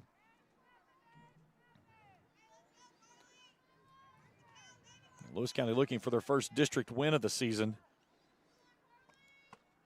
Fannin well tardy on that one. 2-2. Rams trying to move it to 2-1 and put themselves in the catbird position to stay away from that 4 seed. 2-2. Little excuse me swing, and it's fouled away.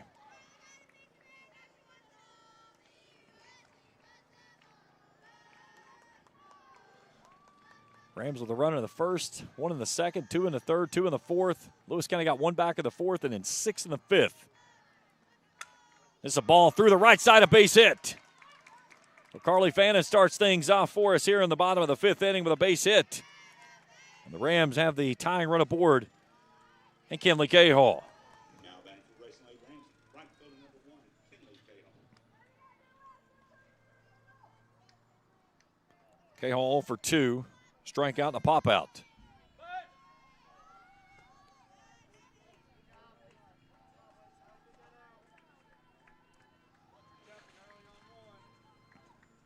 Again, Rams obviously looking at a potential sacrifice here, trying to move that runner out into scoring position, but Jill Rife in the on-deck circle, and then the top of the order behind her.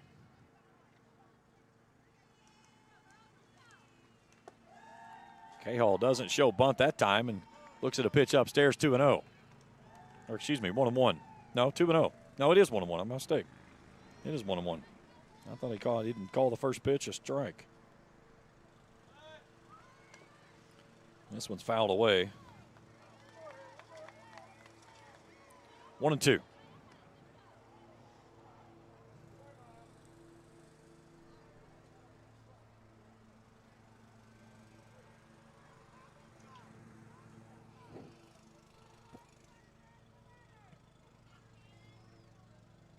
Cahill settles back in.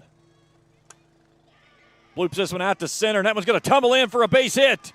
Kinley Cahill with a single, and the Rams have things cooking here in the bottom of the 5th inning. Her first hit of the evening, and just bloops this one into center field. And now Jill Rife, chance to help her own cause. Smoked a double her last time through. 11th hit of the ball game for the Rams. Find themselves trailing here in the 5th. Rife tries to bunt this one out in front and sends it foul.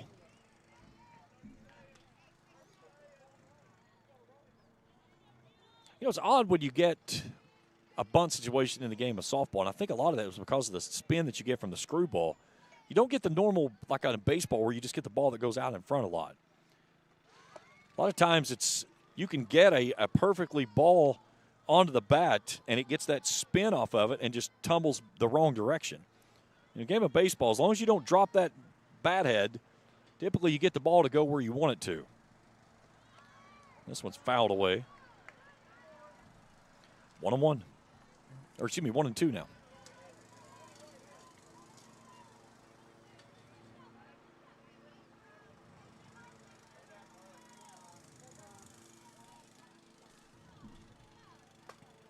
Hard hit ball to center, but right at the center fielder, Sophia Egbert.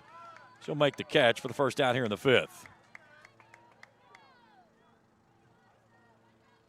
And now back to the top of the order, and Brenna Wellman. Now back to the Raceland Rams, number 2, shortstop, Brenna Wellman. Wellman 3 for 3 today. A home run and 2 hard hit balls to the left side. 2 on, 1 out for the Rams.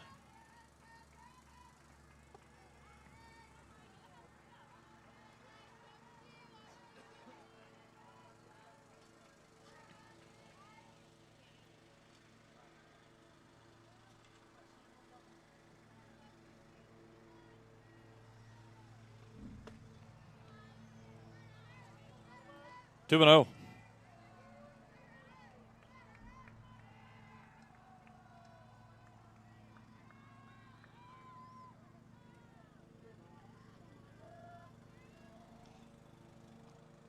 Three balls and no strikes to Brenna Wellman.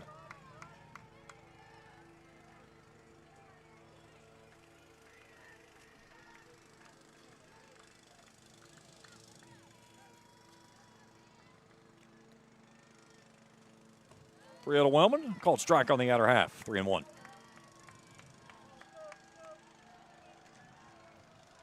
Shelby Gauls in the on-deck circle. 2 on for the Rams. Fanning out at second, K-Hall over at first. 3-1 to Wellman, towering fly ball in the infield. Infield fly rules, Schweitzer will make the catch for the second out of the inning.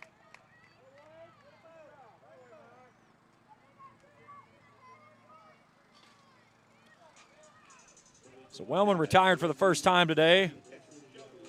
And now it's Shelby Gauls' turn. Had a bunt single her last time up. She's put the ball in play all 3 times today. Fly out to center, fly out to second. That was at the belt, a called strike. Lewis County trying to hold Raceland without a run for the first time in the ballgame in an inning. They've played it a run every inning.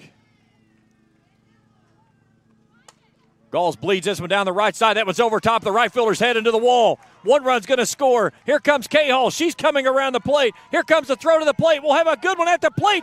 And they will get her on the relay to cut down the go-ahead run at the plate. But the RBI single from Shelby Gauls evens things at 7 as we have finished 5 here in Raceland. We've got a good one to go with 2 innings to play. Rams tie it up in the 5th, 7-7 as we head to the 6th after this on the Ram Sports Network. When you find yourself in the need of a lawyer, Blackburn Law should be your first phone call in your time of need. Specializing in bankruptcy, criminal law, family law, and worker disability, Blackburn Law can help guide you every step of the way. Blackburn Law is dedicated to providing exceptional legal services with a personalized touch. For more information, call 606-836-5435 or visit them online at blackburnlaw.net. With over 30 years in experience in representing clients to successful solutions, Blackburn Law is in your corner. That's Blackburn Law, a proud supporter of Raceland Athletics. Life moves fast, and the moments don't wait. The first steps, the first home, the dreams you work so hard for.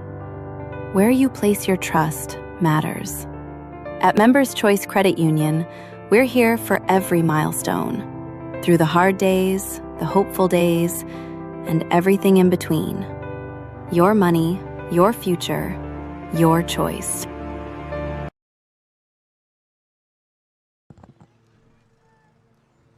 Well, here's a last look at that play to end the inning.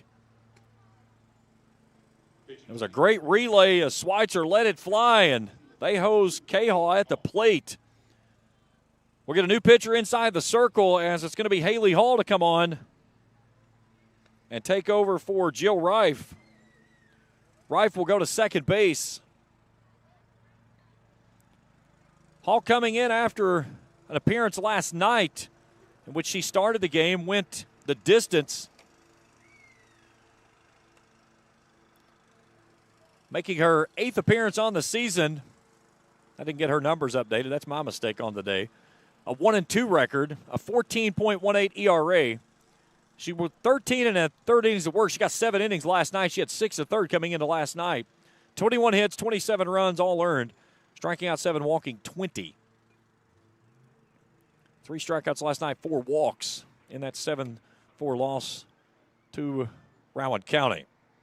But Shelby Gauze ties the game at 7 on an RBI single to right.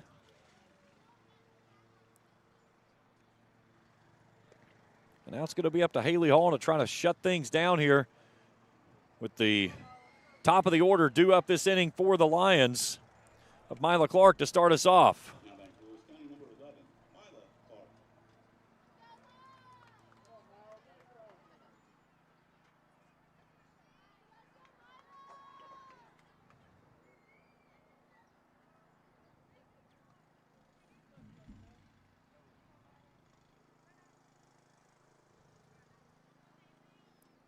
Clark 0 for 3 in the ball game.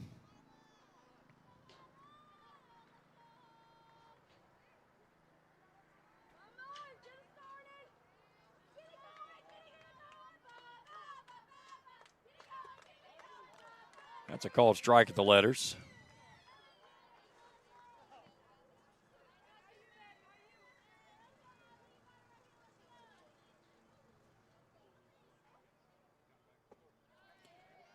Down and away, 1-1.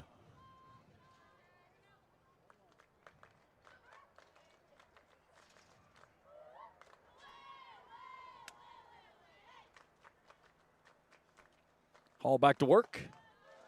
Misses high, 2 balls and a strike.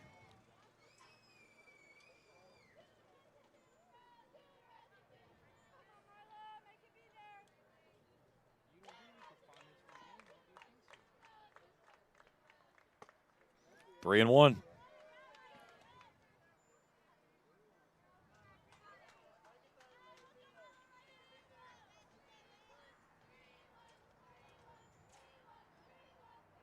All got to come to her here. Misses up and in, ball 4, and a leadoff walk to Mila Clark. That's a recipe for disaster. Again, trying to start the inning off clean and put the go-ahead run on with a free pass.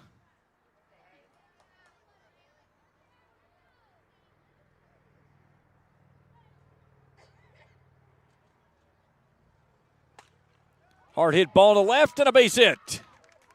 Jared Lucas picking up her 3rd hit of the ball game.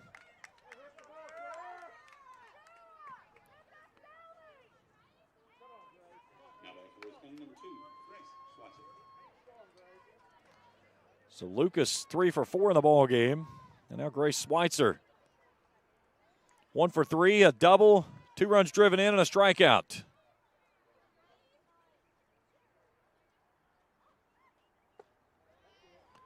Two on, nobody out here in the 6th. Hall having to try to wiggle out of a jam here in this inning. Lewis County trying to answer right back after putting 6 up in the 5th. That's a nice pitch on the outer half, 1-1.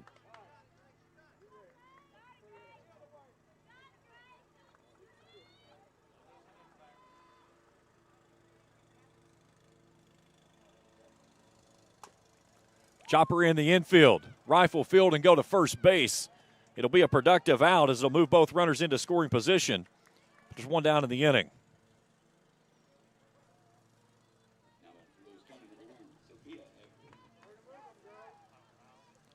So now Sophia Egbert, Rams infield,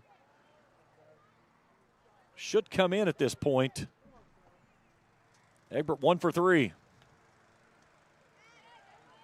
Foul tips this one at the plate.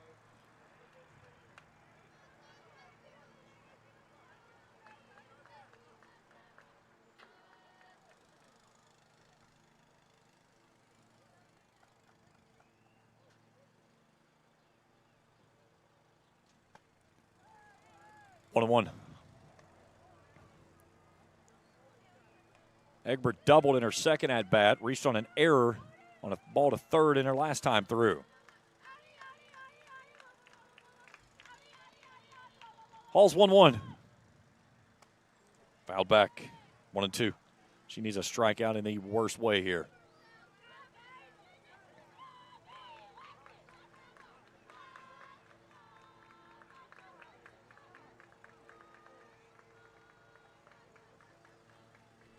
One ball, two strikes. Runners at second and third with one out here in a 7-7 ball game in the sixth. Hall a deep breath, a 1-2 delivery. Chopper to third. Kennard can't make the play on it as she bobbles it in front of her. Everybody's going to be safe.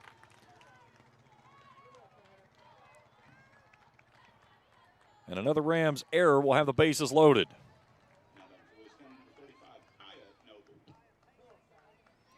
So Kaya Noble now 1 for 3 climbs in.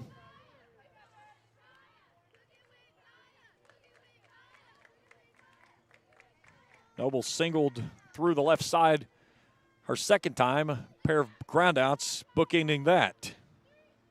Infield comes in. This one's hit hard off of the first baseman.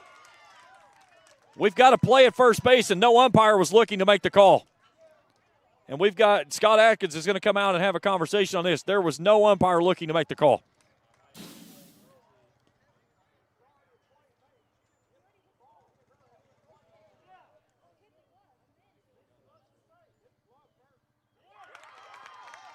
And Scott Atkins is going to come out and have his word with this one. Nim Maynard knocked it down. Let's take a look at it again on the replay here. Jill Reif was right there to scoop it up and tried to outrun Noble, and it was a bang-bang play to the ball, to the bag. And it's a situation, honestly, that you got the heads turned in the direction where one needed to be toward the bag, and it wasn't. And now they're going to turn the call around, and now they've called her out. And now David Lucas is going to come out for his conversation.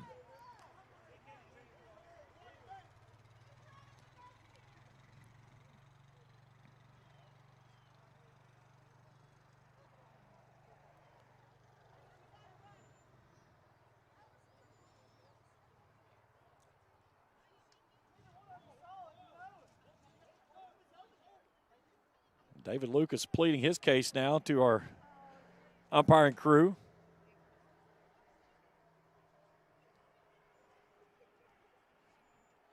No matter what happens with the call, the play is going to result in a run. So you can see Coach Lucas not happy with the call, but he's going to make the steps back to the third base coach's box. So Noble is out, but it is a productive run as it drives home the go-ahead run, and it's 8-7 with 2 down now. And now Tegan Trombley in. Second and third. And our umpire, Greg Bay's waiting for Glenn Stevens to get in position over between second and third. 1-0. Trombley hit by a pitch and a pair of groundouts. 1 to third, 1 to short. Hall trying to limit the damage here in the sixth. Slow roller up the line. That's a foul ball. Raceland will come to the plate 3, 4, and 5 in their home half, hoping they only need at least one to tie and enough to surge ahead to get into the lead to go to the seventh. And this would be huge if they can record this out because it would trap Lewis County in the bottom half of their order in the seventh. The 1-1 to Trombley. Just misses wide. 2-1.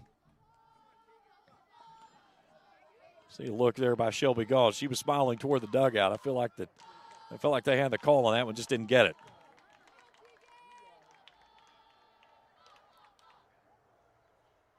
Hall's 2-1. Chopper toward third. Kennard fields and throws, and that'll end the inning. But Lewis County gets back a run. They regain the lead. It's 8-7 as we head to the home sixth. Heart of the order due up for the Rams. Maynard, Poplin, and Mackey when we return after this on the Ram Sports Network. When Faith opened Ram Pharmacy, many said a pharmacy would never make it in Raceland. Too small, not enough traffic, not a prime location. But one man remembered the words, "If I be lifted up, I will draw all men to me." At Ram Pharmacy, you're more than a customer. We care about your mind, body, and soul, and there's no thing we wouldn't do to help you with your healthcare needs. Proud supporters of Raceland Elementary and the high school, go Rams! Give God the praise and do Curtis a favor. Go to church on Sunday. Call 836-RAMS today.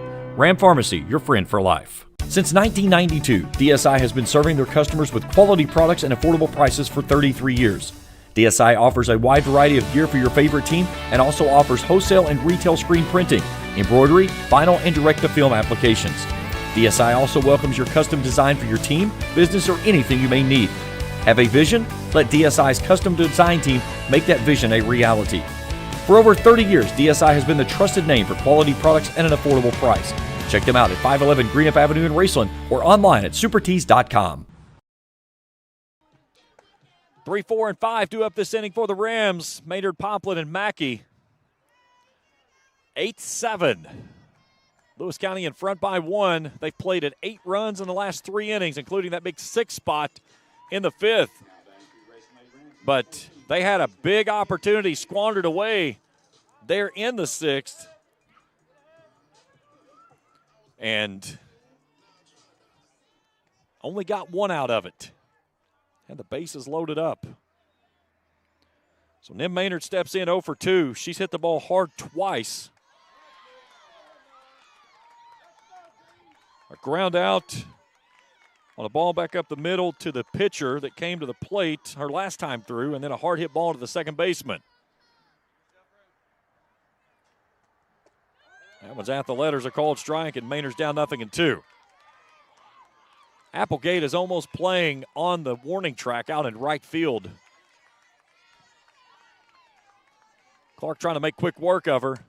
This one's floated over into the bullpen on the third base side, a foul ball. Threw a changeup. First time she's offered that here this evening. Tried to sneak it in there on Maynard. Maynard looking for her first hit tonight. Racing with 12 hits in the ball game, but that big number, 5 errors. Chopper back up the middle. Clark climbs the ladder and fires it across. Nice play there by Mila Clark inside the circle for the first out here in the 6th. Nim Maynard has hit the ball hard 3 times and hit it right at somebody every time. So now Lily Poplin's in, 2 for 3, a pair of singles, both driving in runs.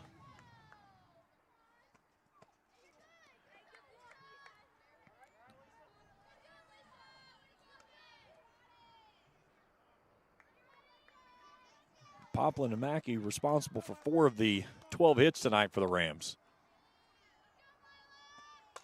And this one's fouled away. Don't forget to stay with us after the game. We'll check our Rescue Pro player of the game from the Raceland Rams. We'll take a look at all of our highlights, our box scores, and then check us out over on Facebook as well as on Instagram later tonight and into the morning, as we'll have exclusive interviews with a player or 2 and head coach Scott Atkins after the victory or the loss, however this one plays out. Hard hit ball by Poplin. That one's in the gap, a base hit. Poplin will slow down over at first base, her 3rd hit of the night. Lucas tracked it down well out there and left. So now Peyton Mackey's in, 2 for 3. She's driven in 2 with a solo home run her first time through. We'll get the flex into the ball game as Haley Hall will come on to run for Poplin over at first. So the tying run aboard, the go-ahead run at the plate, and Mackey. Mackey last night 2 for 4 in that loss to Rowan County.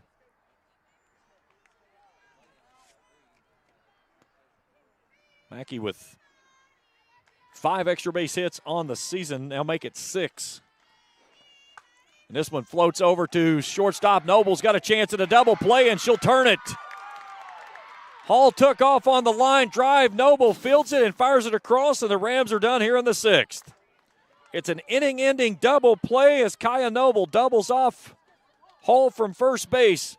And we head to the 7th with the Lions in front, 8-7. We're back after this on the Ram Sports Network.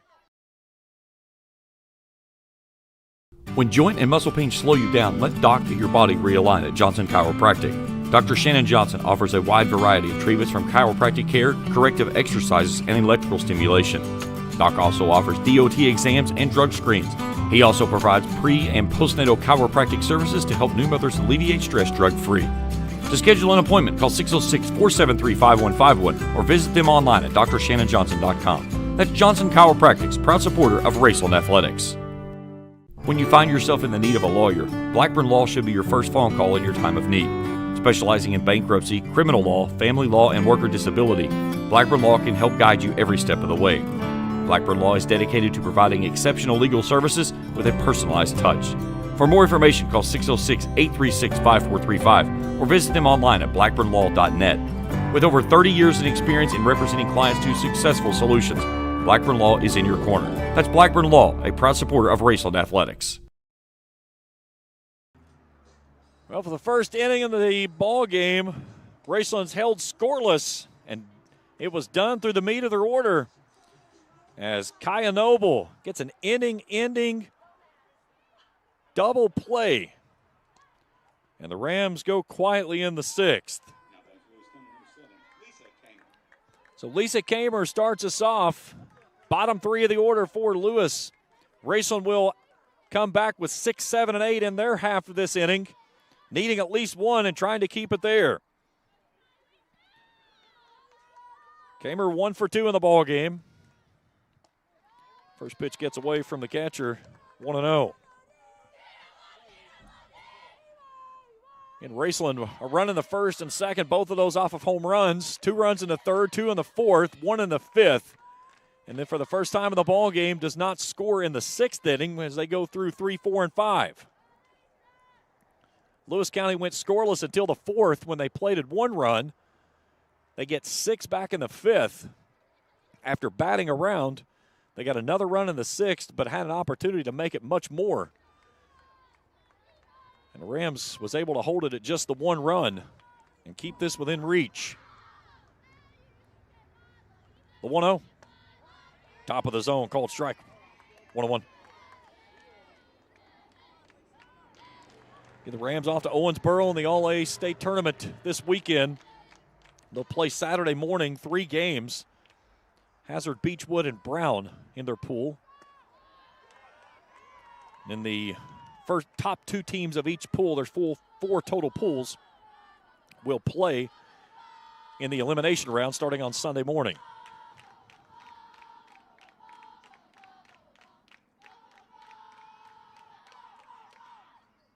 Here's the 2-1. Slow roller out towards short. Wellman picks and throws. 1 down.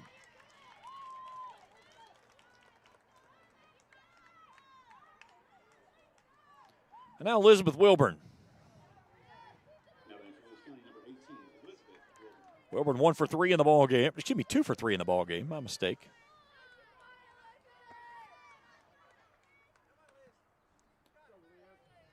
Pair of singles her last 2 times through.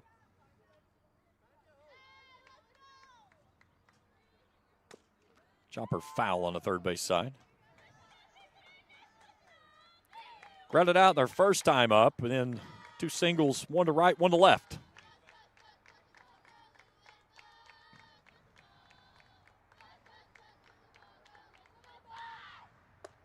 That was upstairs. 1-1.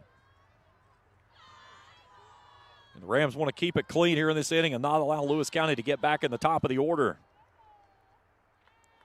And keep this at a 1-run ball game going into the home half of this frame. High strike called there, 1-2.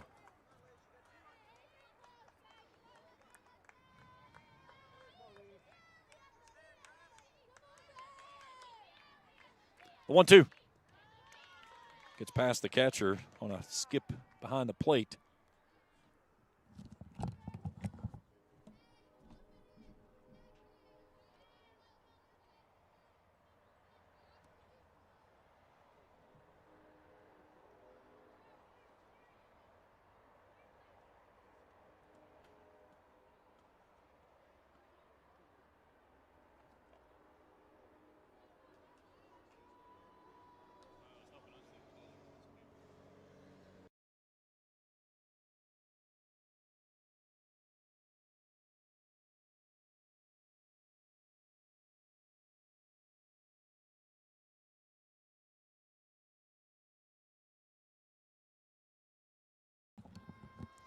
Gall's a little shaken out behind the plate there.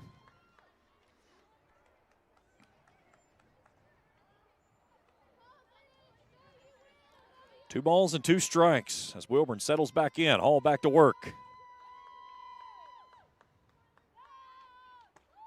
Outside corner and low. 3-2. Really good spot there. Get Reif and Hall, both freshmen, trying to find their way here at the varsity level. Here's a payoff pitch. Fouled away. Hall pitching on back-to-back nights after working 7 complete last night in the loss. Gave up 7 runs, all of those with 2 outs. A really good, solid Brown County team. Another 3-2. Slow roller out to Wellman. Pumps and fires. 2 down. I like the play there by Wellman as she took the time to settle herself and make that nice solid throw there off the pick off the turf. It's now Carly Crawford. A ground out, reached on an error and a ground out.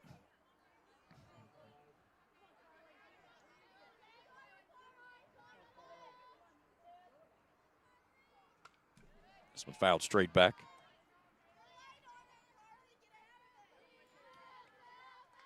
Top of the order of Clark in the on-deck circle would go next if the inning continues. Hall trying to work a clean 7th here and keep this at a 1-run deficit. The 0-1. Inside, just misses. 1-1. A lot of oohs and ahs from the Rams side of things.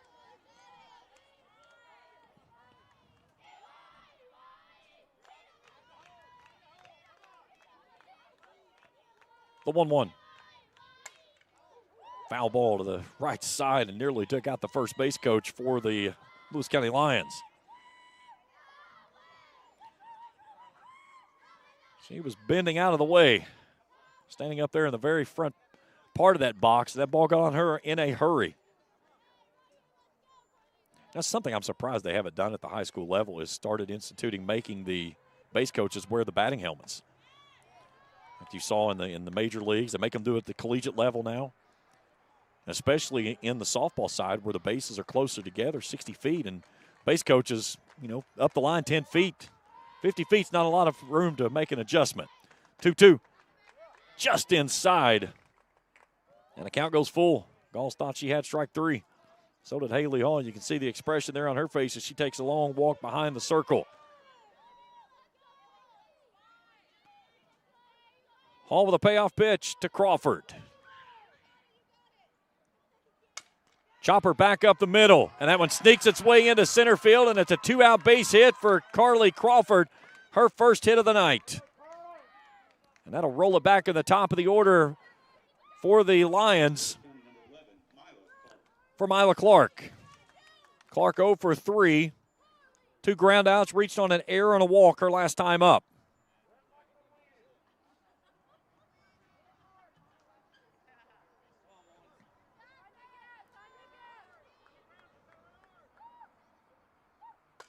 And pokes this one over to the left field side, and that was a base hit.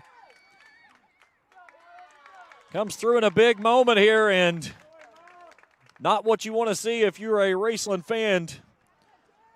Jared Lucas coming up, who has been on fire tonight. Lucas 3 for 4, 2 runs driven in with a double. And she's hit it hard about every time she's put a bat on. Everything has gone to that left side. 2 on, 2 out for the Lions, up 1. Swing and a miss.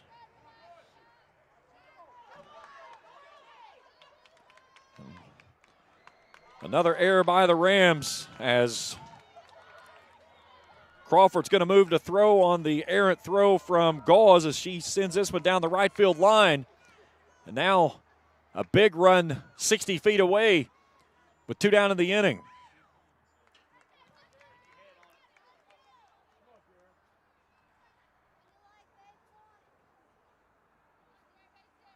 Lucas talking to Gauze, checking on her, making certain she's good. This one's upstairs to the backstop. That will allow the runner to go from first to second. on the wild pitch. So count evens at 1-1. 2 down in the inning. Hall needs an out in the worst way. A base hit in the outfield probably brings home 2. Here's the 1-1. Outside corner, nice pitch there by Haley Hall.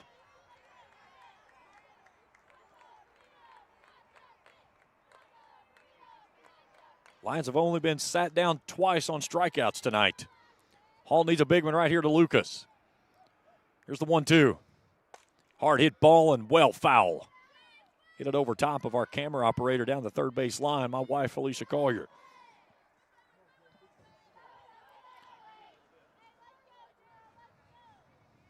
Got to go down and away here to her. Everything middle end she has absolutely teed off on. Another 1-2. Gets this one in the air, but it's going to run out of real estate and get out of play for a foul ball. And that's exactly what they did. Went down and away with it.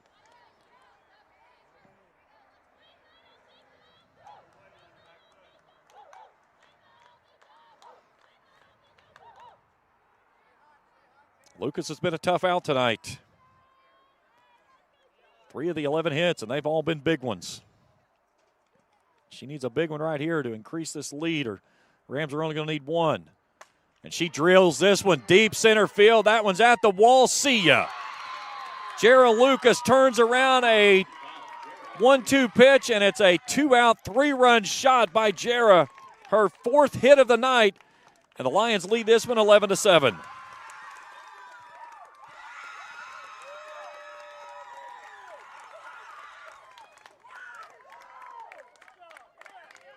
Four for 5 with a home run, a double, and 5 RBIs for the senior. I took a look on the Isons Cards and Collectibles instant replay. Left it right over the heart of the plate at about knee high, and she turns that one around in a hurry. So base is empty now, and Grace Schweitzer. Schweitzer 1 for 2 with a double and 2 runs driven in. Again, how big was that hit by Crawford to get the lineup back to the top of the order? This was down and in for a ball. 1-0.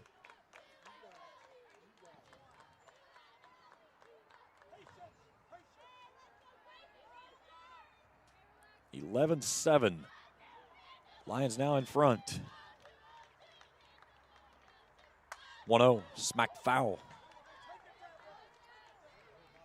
Lions have played at 11 runs in the last 4 innings. 1 in the 4th, 6 in the 5th, 1 in the 6th, and 3 here in the 7th.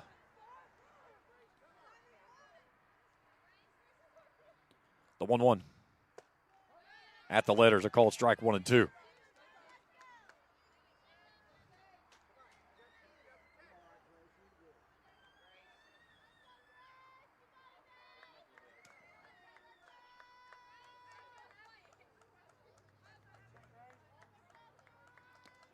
The 1-2 offering.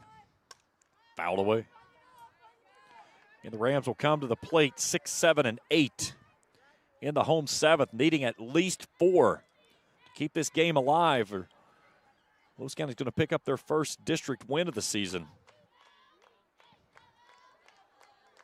as they sit on the season at 0-2 with losses to Russell and Greenup. Last week losing to Russell 14-9, and then 13-0 in 5 innings to Greenup 2 nights later. These two teams will play next Thursday up in Vanceburg. All waits. The 1-2 offering. Lifted skyward to the right side. Jill Reif is there. She'll squeeze it and make the catch, and the inning's over. But another big inning for Lewis County as they stretch the lead out to 4. 11-7 as we go to the bottom of the 7th inning. Kennard, Fannin, and Cahill. We return after this on the Ram Sports Network. Life moves fast, and the moments don't wait. The first steps, the first home, the dreams you work so hard for. Where you place your trust matters. At Members Choice Credit Union, We're here for every milestone, through the hard days, the hopeful days, and everything in between. Your money, your future, your choice.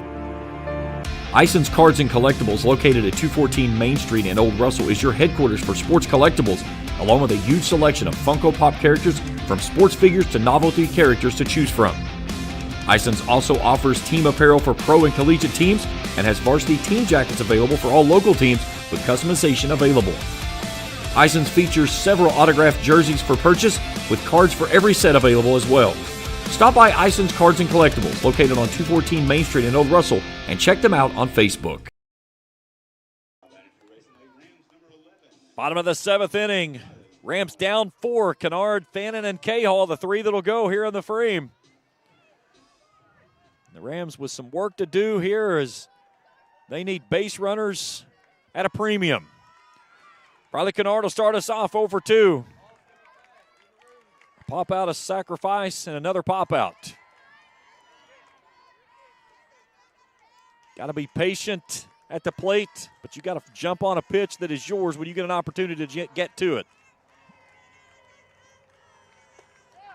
Chasing a pitch up out of the zone there and evening things at 1-1.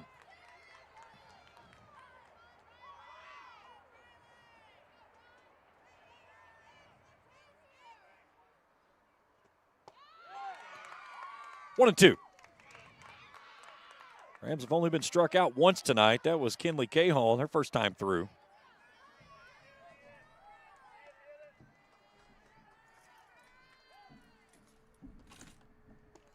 That one's upstairs, 2-2.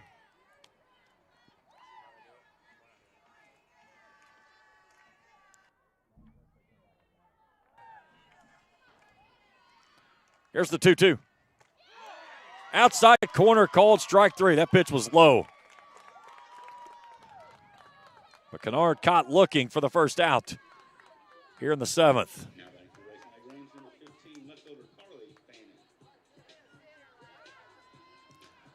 Carly Fannin in, 1 for 1.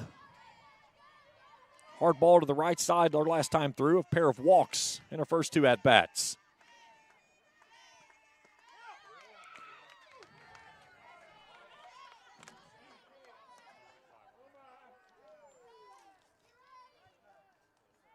And somebody in the stands just got a stop sign.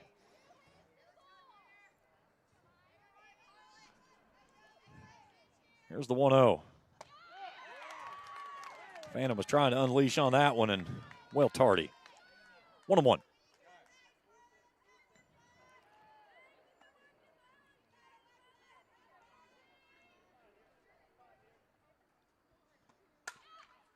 Out to short. Noble scoops and throws. 2 down.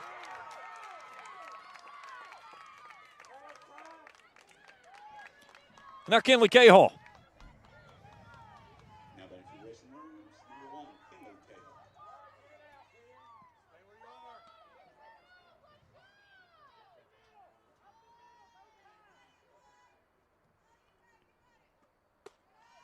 That one's upstairs for a ball.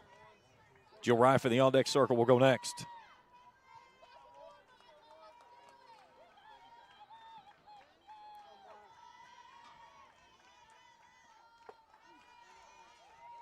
Two and 0.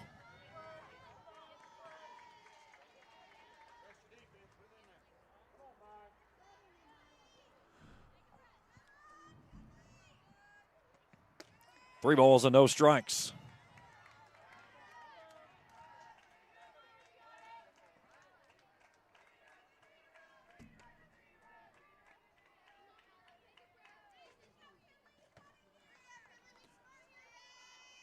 Three-0. That's a called strike. 3-1.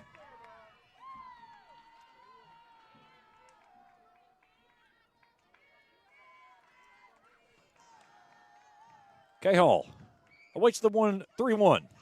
Downstairs, ball 4 and a 2-out walk.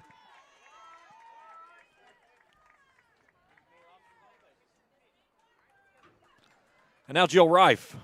Rife 1 for 3. A double in her hit today. Top of the order awaiting and Brenna Wellman. The Rams are going to have to do everything with 2 outs. That was at the knees, a called strike.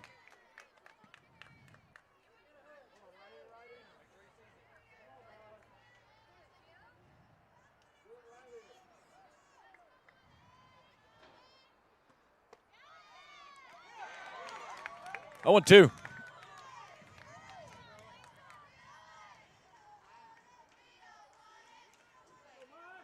Rams down to their final strike.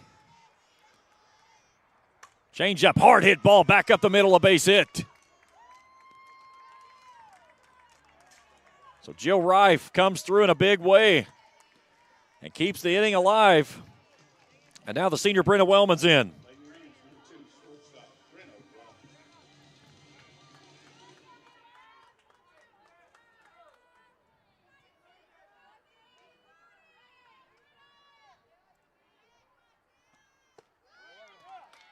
Called strike.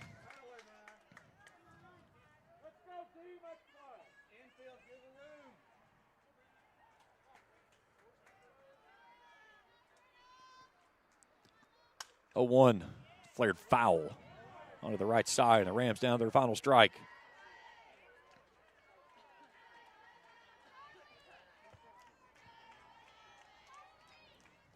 No balls, 2 strikes. 2 on for the Rams, 2 down here in the 7th, down 4. 0-2 pitch, slapped foul. Third base side.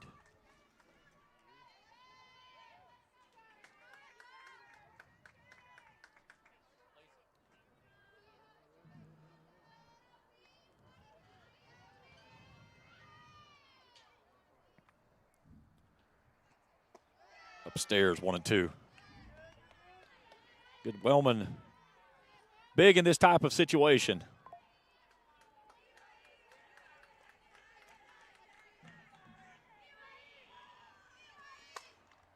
High hit ball out to center. Egbert camping under it, makes the catch, and Lewis County gets the victory. It's a come from behind win for the Lions as they'll win it tonight. Hereby final score of 11-7. Stay tuned. Postgame show. We return after this on the Rams Sports Network. Trust is something earned, not given. For over 90 years, KFB has built trust in your community. We believe our neighborhood is our responsibility. Through our quality service, innovative products, and local decision-making, we are committed to your financial success. Better financials lead to a better life. All with the Better Bank headquartered in Boyd County and serving the tri-state. KFB, the bank you trust and the community you love. When you find yourself in the need of a lawyer, Blackburn Law should be your first phone call in your time of need. Specializing in bankruptcy, criminal law, family law, and worker disability, Blackburn Law can help guide you every step of the way. Blackburn Law is dedicated to providing exceptional legal services with a personalized touch. For more information, call 606-836-5435 or visit them online at blackburnlaw.net. With over 30 years of experience in representing clients to successful solutions, Blackburn Law is in your corner. That's Blackburn Law, a proud supporter of Raceland Athletics. When Faith opened Ram Pharmacy, many said a pharmacy would never make it in Raceland. Too small, not enough traffic, not a prime location. But one man remembered the words, "If I be lifted up, I will draw all men to me." At Ram Pharmacy, you're more than a customer. We care about your mind, body, and soul, and there's no thing we wouldn't do to help you with your healthcare needs. Proud supporters of Raceland Elementary and the high school, go Rams! Give God the praise and do Curtis a favor. Go to church on Sunday. Call 836-RAMS today. Ram Pharmacy, your friend for life. Since 1992, DSI has been serving their customers with quality products and affordable prices for 33 years. DSI offers a wide variety of gear for your favorite team and also offers wholesale and retail screen printing, embroidery, vinyl, and direct-to-film applications. DSI also welcomes your custom design for your team, business, or anything you may need. Have a vision? Let DSI's custom design team make that vision a reality. For over 30 years, DSI has been the trusted name for quality products and an affordable price. Check them out at 511 Greenup Avenue in Raceland or online at supertees.com. Ison's Cards and Collectibles, located at 214 Main Street in Old Russell, is your headquarters for sports collectibles, along with a huge selection of Funko Pop characters from sports figures to novelty characters to choose from. Ison's also offers team apparel for pro and collegiate teams and has varsity team jackets available for all local teams with customization available. Ison's features several autographed jerseys for purchase with cards for every set available as well. Stop by Ison's Cards and Collectibles, located on 214 Main Street in Old Russell, and check them out on Facebook. Life moves fast, and the moments don't wait. The first steps, the first home, the dreams you work so hard for. Where you place your trust matters. At Members Choice Credit Union, we're here for every milestone. Through the hard days, the hopeful days, and everything in between. Your money, your future, your choice. When joint and muscle pains slow you down, let Doc get your body realigned at Johnson Chiropractic. Dr. Shannon Johnson offers a wide variety of treatments from chiropractic care, corrective exercises, and electrical stimulation. Doc also offers DOT exams and drug screens. He also provides pre- and postnatal chiropractic services to help new mothers alleviate stress drug-free. To schedule an appointment, call 606-473-5151 or visit them online at drshannonjohnson.com. That's Johnson Chiropractic's proud supporter of Raceland Athletics. Final score in this one, Lewis County in a come-from-behind effort knocks off the Raceland Rams. My final score of 11-7. It was Raceland racing out to an early 4-0 lead. Lewis County got one in the fourth. Rams put two more up in the fourth inning, and then Lewis County brought the bats to work in the fifth. 6 runs in the fifth, 1 more in the sixth, 3 in the seventh. Raceland combated with only 1 run in the fifth. They had the heart of the order in the sixth inning. They went in order, including an inning-ending double play on a line out to short.